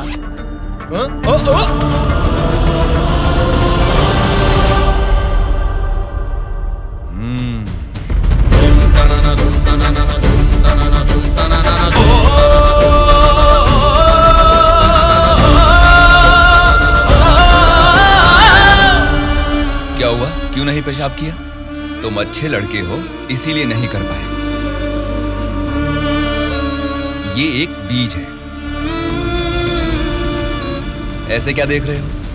इसको फेंक दोगे तो मिट्टी में मिल जाएगा, लेकिन अगर इसे बो दोगे तो उसी मिट्टी को फाड़कर ये जल्द ही पौधा बन जाएगा। तुम इस बीज जैसे ही हो बेटा। ये बीज एक बड़ा वृक्ष बनेगा, खाने को फल देगा। अगर नहीं भी दे पाया तो कम से कम 10 लोगों को छांव देगा, बारिश लाएगा। अगर तुम इसे बो दोगे तो ये बीज बड़ा होके तुम्हारे बाद भी तुम्हारा नाम रोशन करेगा। अब इसे बोना है या फेंक देना है, तुम्हारी मर्जी है।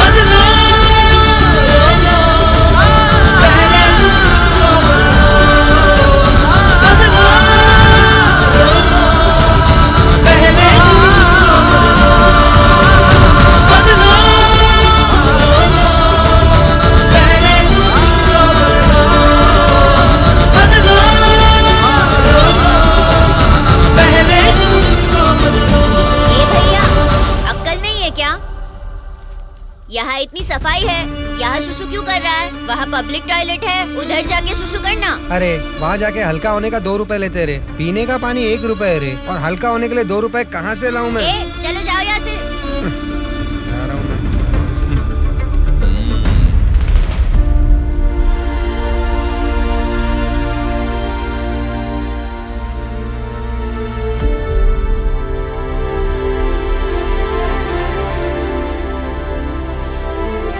बेटा, राष्ट्रीय झंडे को उल्टा नहीं लगाते, गलत बात। राष्ट्रीय झंडे को ऐसे लगाते हैं, ऊपर केसरी, नीचे हरा। चलो झंडा फहराओ। क्या सोच रहे हो? तुम्हारा बोया हुआ बीज ही नहीं, मेरा बोया हुआ बीज भी बढ़ने लगा है, जल्द ही पेड़ बन जाएगा। चलो फहराओ।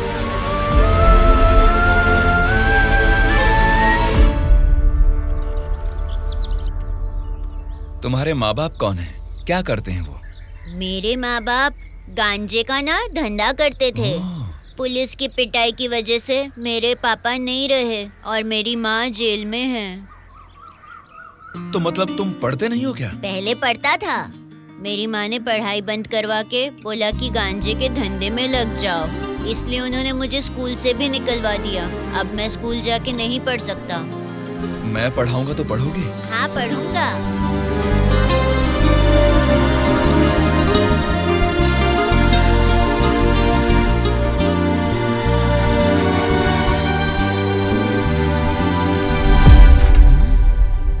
क्या कर रहे हो? स्कूल के बच्चों को दारू बेचना गलत बात है, वो भी इतने छोटे बच्चों को। 18 से कम उम्र वालों को दारू नहीं बेचनी। पता है ना तुम कानून का उल्लंघन कर रहे हो। कौन मैं? कानून की आंखों पर तो पट्टी बंदी है। पट्टी निकालो और अपने पीछे जेब में डाल दो। सिगरेट की दुकान स्कूल के बाजू में हो सकती है, मेरी वाइन शॉप नहीं हो सकती। मैंने कानूनन लाइसेंस लेके ये शॉप यहाँ खोली है। वैसे ही धंधा नहीं होने से हम परेशान हैं और तुम यहाँ आकर उपदेश देकर टाइम और धंधे की वाट लगा रहे हो। पढ़ाई करने वाले बच्चों को ही नहीं, पैसा मिलेगा तो दूध पीने वाले बच्चे को भी दारू बेचूंगा मैं, समझा तू? मेरा धंधा ही धर्म है। एक तो गलत काम कर रहे हो, ऊपर से चिल्ला रहे हो। हाँ चिल्लाऊंगा, क्या कर लेगा तू?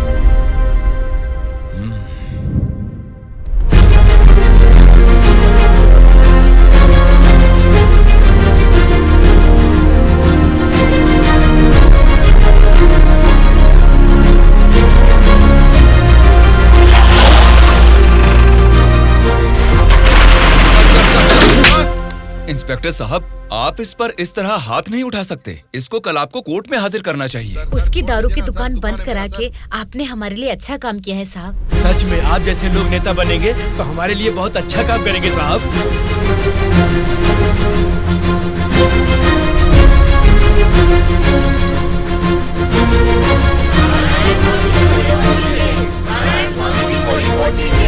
उस दिन जनता ने नारायण स्वामी को बहुत अच्छी मेजॉरिटी से जिताया था। जनता से इतना प्यार पाने के बाद उनके सुख दुख जानने के लिए वो हर एक चौखट पर गए।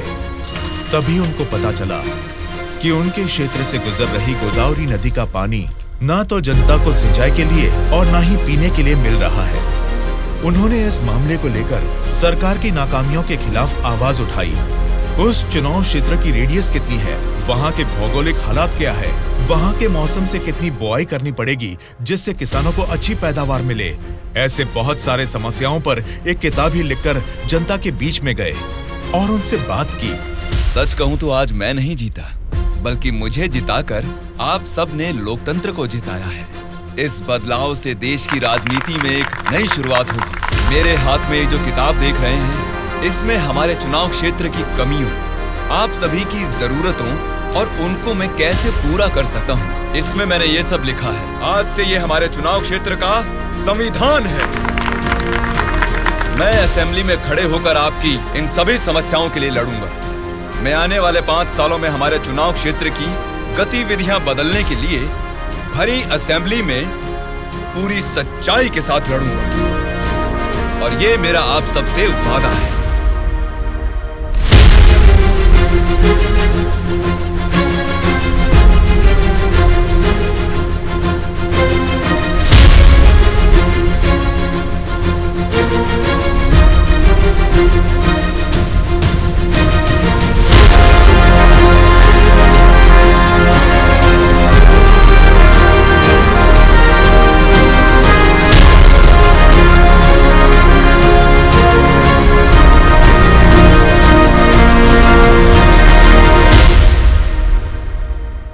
स्पीकर महोदय, ये हमारे चुनाव क्षेत्र की समस्याओं की किताब है। अगर मुझे थोड़ा सा समय मिल जाए तो मैं उन सभी समस्याओं से आपको रूबरू कराना चाहूंगा।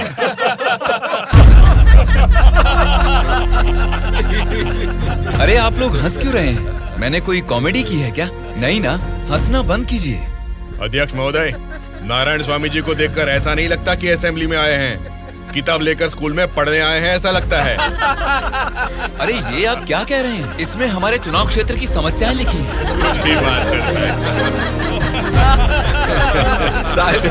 स्पीकर महोदय ने साइलेंस बोला, आप फिर भी हंस रहे हैं। चुप हो जाइए। ये क्या स्पीकर महोदय, ये तो आपकी भी नहीं सुन रहे। The house is adjourned. Tomorrow at 8 a.m. चलो यार, चलो।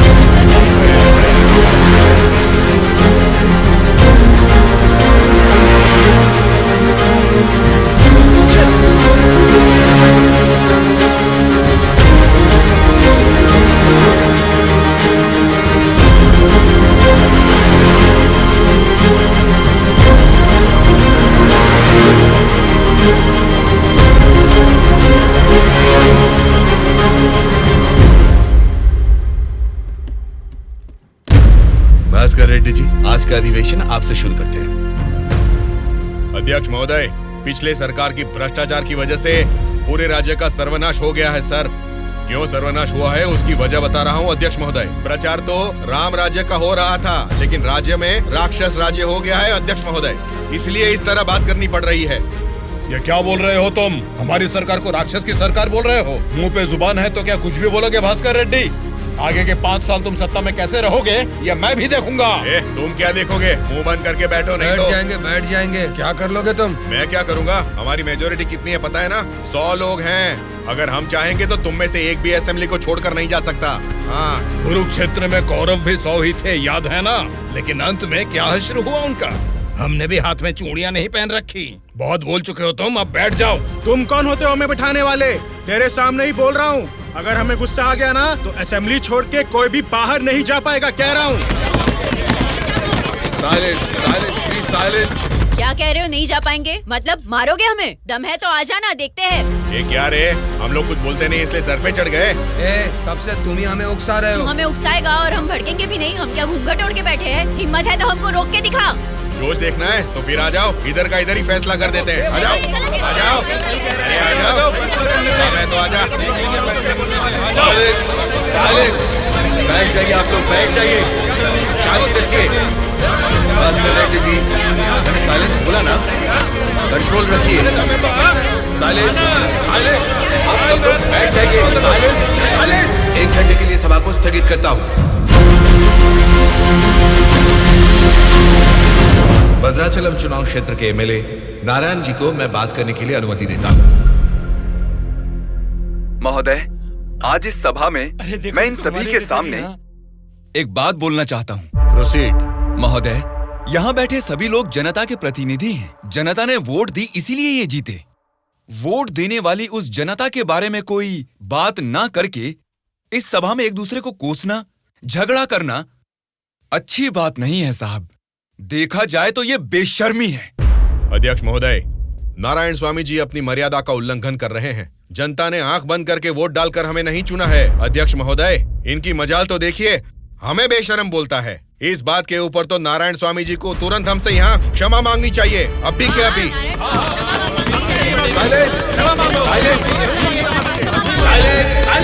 भास्कर रेड्डी जी, अरे मैंने तो लोकतंत्र की बेशर्मी बोला था, आपको बेशर्म नहीं बोला।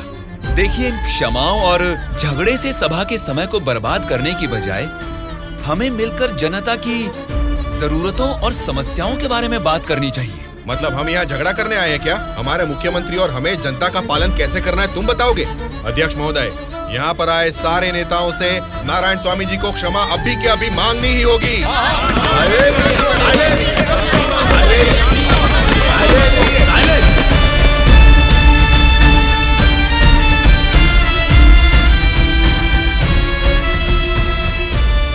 उनके बर्ताव से तुम क्यों दुखी हो रहे हो? सब ठीक हो जाएगा साहब, एक बार फिर आपको बोलने का मौका जरूर मिलेगा साहब। गूंगे को माइक पकड़ा देंगे तो कुछ फायदा थोड़ा ही होगा। जितने भी मौका देंगे होने वाला कुछ नहीं है। सोच समझ के तो बात ही नहीं कर पाता है ये गोलू, क्या बात कर रहा है तू? पागल हो गया क्या? मुंह बंद करके यहाँ से निकल जा, जा। उसकी बातों का बुरा मत मानिएगा साहब। उसने कुछ भी गलत नहीं कहा सुबैया। तुम उसकी बातों में गुस्सा देख रहे हो और मैं उन बातों के पीछे छिपी वजह।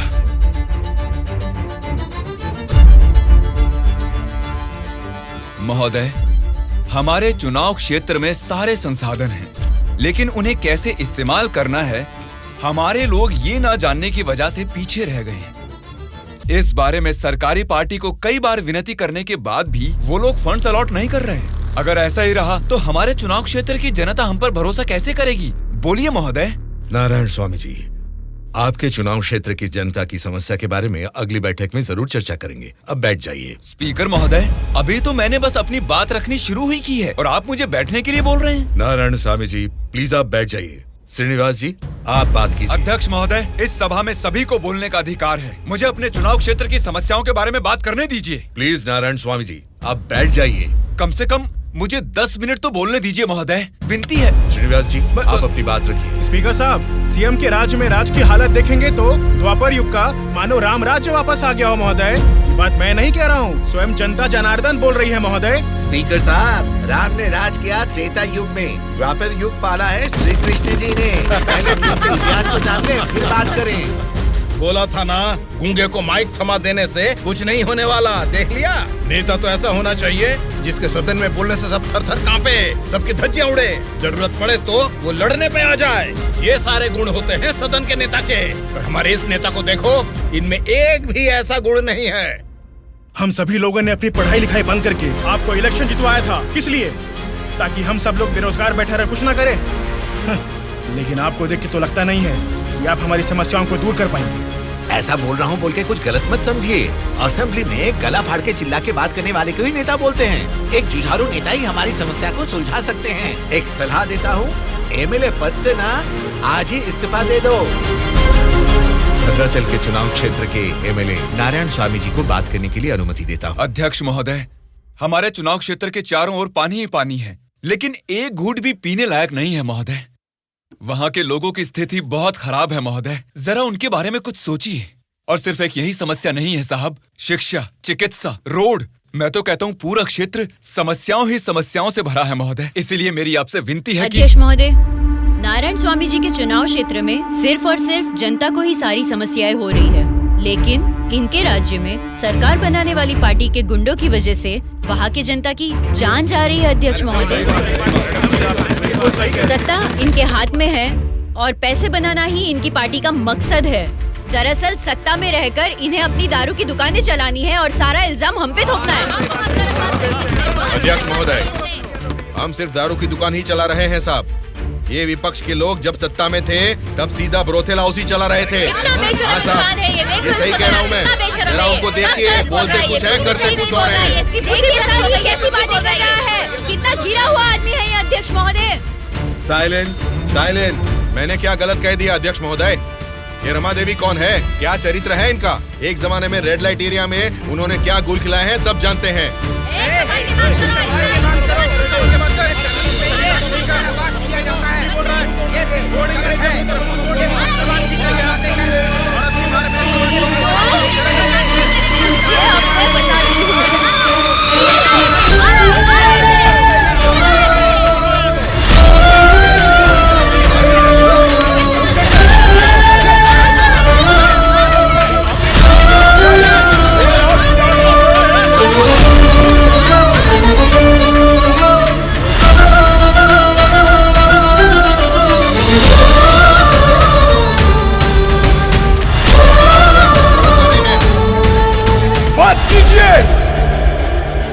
अरे ये संसद है या फिर कुरुक्षेत्र है?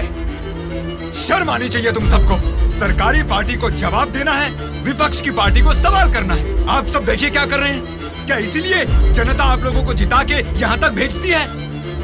जनता को बदलना है, जनता बदलनी चाहिए, तब से यही सब चिल्ला रहे हैं। 5 करोड़ की जनता में से सिर्फ 299 लोग ही यहाँ आए हैं। मतलब बदलना जनता को नहीं है, बल्कि हमें बदलना चाहिए।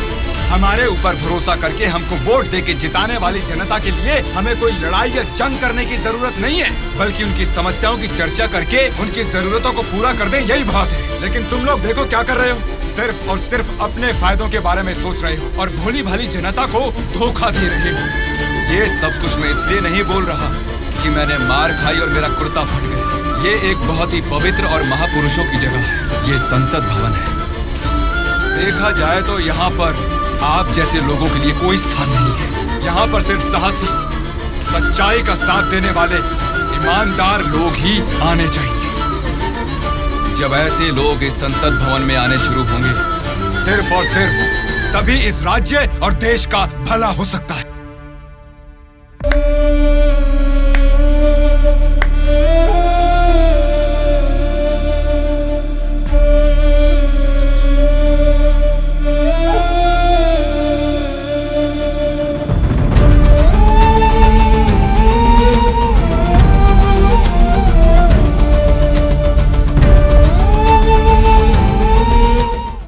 अब तो बता दीजिए अंकल, उदास क्यों हो आप?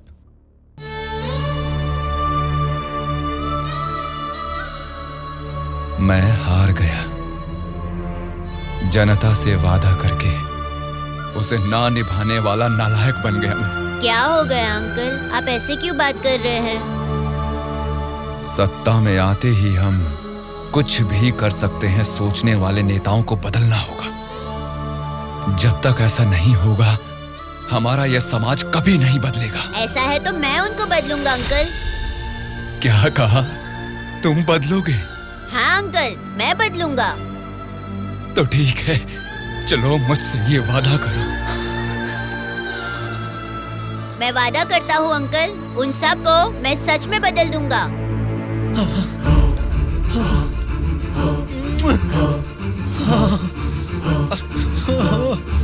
बदलना है, तुमको ही बदलना है, तुम ही बदलोगे।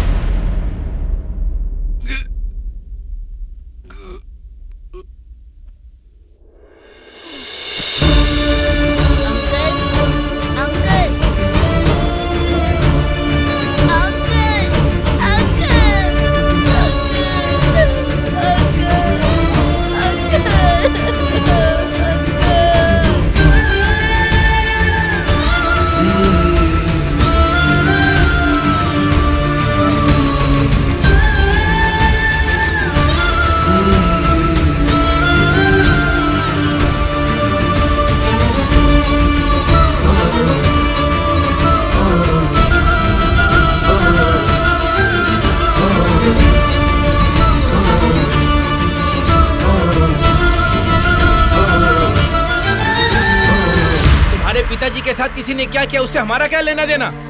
हम लोग जनता की सेवा करने वाले हैं, हमें यहाँ बुलाकर तकलीफ देना ठीक बात नहीं है। जनता की सेवा? क्या जनता की सेवा करते हैं आप लोग? एक एक करके बताइए। हर महीने बुजुर्गों को राशन मिल रहा है, और यही नहीं, अपाहिजों को हर महीने पेंशन दिया जा रहा है, बेरोजगारों को बेरोजगारी भत्ता दिया जा रहा है। इतने अच्छे काम कर रहे हैं, ये सब सेवा नहीं है क्या? जनता की सेवा करने का मतलब टाइम पर राशन का चावल और दाल देना है क्या? नहीं ना। 20 साल के लड़के को बेरोजगारी भत्ता क्यों देना? वो मेहनत नहीं करेगा क्या? 2 एकड़ जमीन वाले किसान को राशन क्यों देना? वो फसल उगा नहीं सकता क्या? आप लोगों की मेहनत करने की काबिलियत को मारकर उनकी पैदावार करने की क्षमता को बुरी तरह कुचल रहे हैं। जिस दिन आप लोग जनता को मुफ्त की चीजें देने के बजाय उनको ये बताएंगे कि मेहनत करना ही बेहतर है, उसी दिन आप लोग जनता की सच्ची सेवा कर पाएंगे सर। मतलब हम पर बिना यकीन के जनता हमको जिता रही है। आपका नाम मारुति राव है ना? हाँ हाँ। आपका चुनाव क्षेत्र रामापुरम है ना? सही कहा, रामापुरम ही है। आपके रामापुरम के बारे में आप क्या जानते हैं, थोड़ा बताएंगे सर? क्या रखा है रामापुरम में? 4 वार्ड है, 6 सरकारी अस्पताल है और 20 प्राइवेट अस्पताल है। उसके बाद 12 सिनेमा घर और 130 वाइन शॉप है। इसके अलावा अलग अलग क्षेत्र के लोग हैं, अलग अलग जात के लोग हैं और अलग अलग धर्म के लोग हैं। बाकी ओसी कास्ट तो सब कुछ मिला जुला के 1 लाख। इनके अलावा BC SC ST ये सब मिला के 2 लाख वोटर हैं। उतना ही नहीं, फिल्म डायरेक्टर सुकुमार जी और हीरोइन अंजलि जी दोनों यही पैदा हुए थे। कुंडली निकालोगे क्या? Nice information sir. उसी रामापुरम में जहाँ हजारों किसान रहते थे, अब कुछ गिनती के ही क्यों रह गए हैं सर? मुझे नहीं मालूम, किसानों के बारे में हम इतना कुछ नहीं जानते। तुम बोलो, तुम्हें मालूम है तो? रामापुरम की पूरी वोटरों की गिनती है 4,80,000। उनमें पुरुष है 2,50,000, स्त्रियां है 2,28,000, बाकी लोग है 3rd जेंडर। वहाँ बारिश और पानी की सुविधा ज्यादा होने के कारण धान और गन्ना जैसे फसलों के लिए वो जमीन अनुकूल है। अब हम प्रॉब्लम की बात करेंगे। रामापुरम मेन सेंटर में एक बड़ी डंपिंग यार्ड है और वहाँ के रोड्स के बारे में हम आपको जितना कम बताएं उतना ही अच्छा है। ये सरकारी पार्टी की MLA है, आपकी पूछताछ सही है, लेकिन हम तो विपक्ष के हैं ना, हमें इनके साथ क्यों उठा के लाए? एक विपक्षी पार्टी होने के नाते आपको गवर्नमेंट का सपोर्ट नहीं है, लेकिन आवाज उठाने के लिए असेंबली तो है ना। समस्याओं पर वहाँ क्यों नहीं बात करते? जनता ने वोट देकर आपको असेंबली इसलिए भेजा क्योंकि उनको यकीन था कि उनकी कुछ भलाई होगी, लेकिन पेट्रोल के बढ़ते रेट की आपको परवाह नहीं, बढ़ते ब्याज की आप बात ही नहीं करते। किसानों की आत्महत्या आप लोगों के लिए कोई मुद्दा ही नहीं है। बदलना है, अपने सोचने का ढंग बदलना है, हमारे बर्ताव का तरीका बदलना है। हमें बदलने को बोल रहे हो, ठीक है, जनता की क्या बात है? वो नोट लेके वोट नहीं दे रहे क्या हमें? उनको क्या बोलोगे? पैसे लेकर वोट डालना आखिर जनता को सिखाया किसने? आप जैसे नेताओं ने ही ना। वोट पर नोट की आशा रखने वाले ही नहीं हैं, वोट का इंसाफ चाहने वाले लोग भी हैं। आप क्या करते हैं? ऑटो चलाता हूँ। तो फिर ये पोस्टर क्यों चिपकाया है? नारायण के लिए इतना भी नहीं करेंगे तो अच्छा नहीं लगेगा। ऐसा क्यों? नारायण जी से आपको इतना लगाव किस लिए? वो हमारी तकलीफों को समझता है, वो सत्ता में आएगा तो बहुत लोगों को काम मिलेगा, हमारे गांव की तरक्की होगी। इतना भरोसा है? बिल्कुल भरोसा है। अगर उसने वादा कर दिया तो करके ही दिखाएगा। जब हमारे एमएलए चिनकोटा जी को अरेस्ट किया गया था, मेरे पति ने उनको छुड़ाने के लिए धरने पर पेट्रोल से खुद को जला लिया था। तो चिनकोटा जी ने क्या किया था? वे बोले थे कि सरकार में आते ही बात करके पैसा दिलाएंगे। मिला क्या? उन्होंने जबान दिया था। वादा तो वादा ही होता है ना। आपके दिए गए वादे जनता के सामने सिर्फ कहानियां बनकर रह गई हैं। कम से कम अब तो बदल जाइए। पार्टी बदलने के एजेंडा जैसे नहीं, जनता की तकदीरें बदलने वाले एजेंडा बन जाइए। अगर अब भी आप लोग नहीं सुधरोगे और ऐसा ही करते रहोगे तो यहां से कोई भी जिंदा बाहर नहीं जाएगा।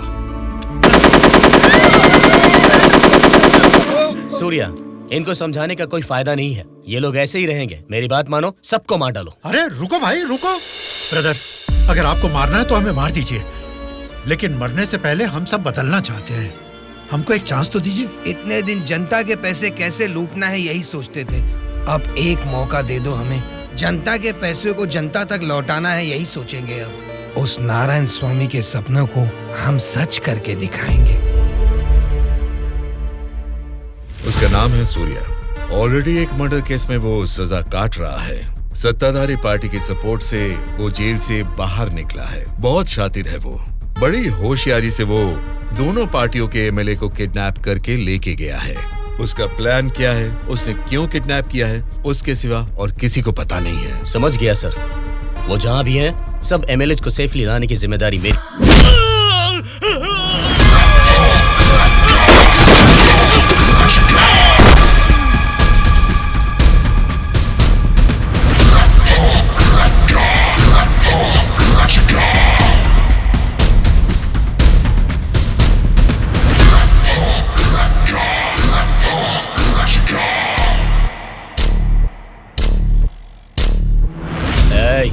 इनको मार के एमएलए को लेकर जल्दी आ रहे हैं। कौन आता है देखता हूँ। रुक जाओ।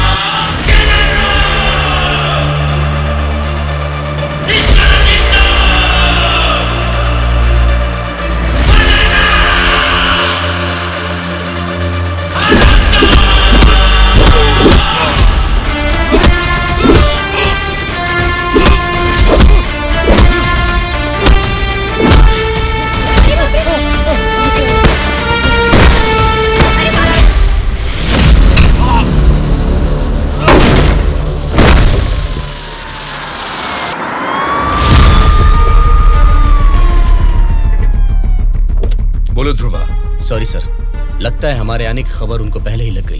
What? हाँ सर, जब तक हम पहुंचे वो सब एमएलए को लेकर यहाँ से चला गया। तो अब क्या होगा? आज शक्ति परीक्षण है। आज अगर एमएलए को नहीं ला पाएंगे तो स्टेट में एक बड़ा इशू बन जाएगा। तुम किसी भी कीमत पर उन एमएलए को यहाँ ले आओ। Okay sir, I will try my level best.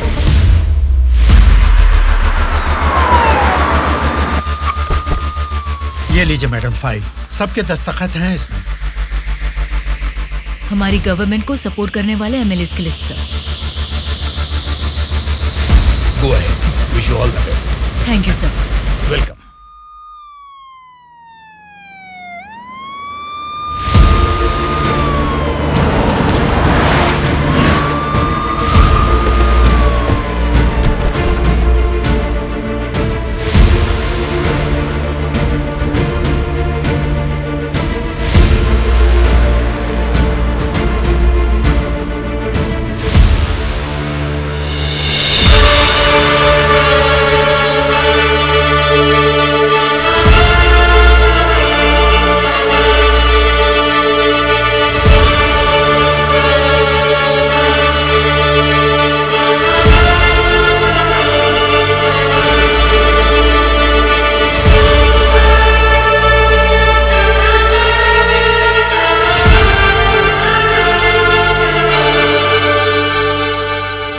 राज्य में पहली बार महिला चीफ मिनिस्टर बनने के लिए congratulations Shyamala Bharti ji. Best wishes. Thank you. एक आदमी के अच्छे काम की वजह से आज हम सभी लोग एक नई सोच के साथ इस असेंबली को देख रहे हैं। ये बात तो हमें मानना ही पड़ेगा। ये सदन पवित्र मंदिर जैसा है, इसकी गरिमा के लिए हमें सभ्य बर्ताव करना ही पड़ेगा। सबसे पहले मैं विपक्ष पार्टी से दरख्वास्त करूंगा कि उनके पास जनता की जो भी समस्याएं हैं उसका जिक्र इस सदन में करें। अध्यक्ष महोदय, असेंबली का सत्र चालू होने का आज पहला दिन है और पहले ही दिन विपक्ष पार्टी के सदस्यों को पहले बोलने का मौका देने के लिए मुख्यमंत्री जी को, स्पीकर साहब को मेरी तरफ से और मेरी पार्टी की तरफ से धन्यवाद देना चाहूंगा। पिछले 2 सालों में कोरोना महामारी ने जनता के जीवन को अस्त व्यस्त बना दिया है। जनता के स्वास्थ्य के बारे में अब समय आ गया है कि हम जाग जाएं। उसके लिए गरीब लोगों को इंसाफ दिलाने के लिए सारे विपक्ष की तरफ से मैं प्रार्थना करता हूं। इस मुद्दे पे मैं राज्य के मुख्यमंत्री श्यामला जी से दरख्वास्त करूंगा कि कुछ बोलें।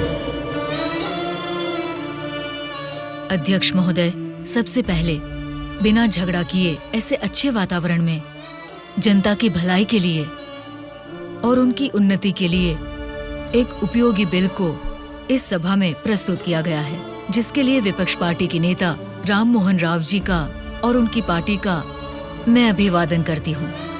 आम जनता को भी बेहतरीन इलाज मिल सके, फिर चाहे वो 10 रुपए का हो या फिर 10 लाख का, उनको मिलना चाहिए। इसी सोच को आगे बढ़ाते हुए आप सबके समक्ष इस फाइल पर मैं सबसे पहले दस्तखत करती हूँ।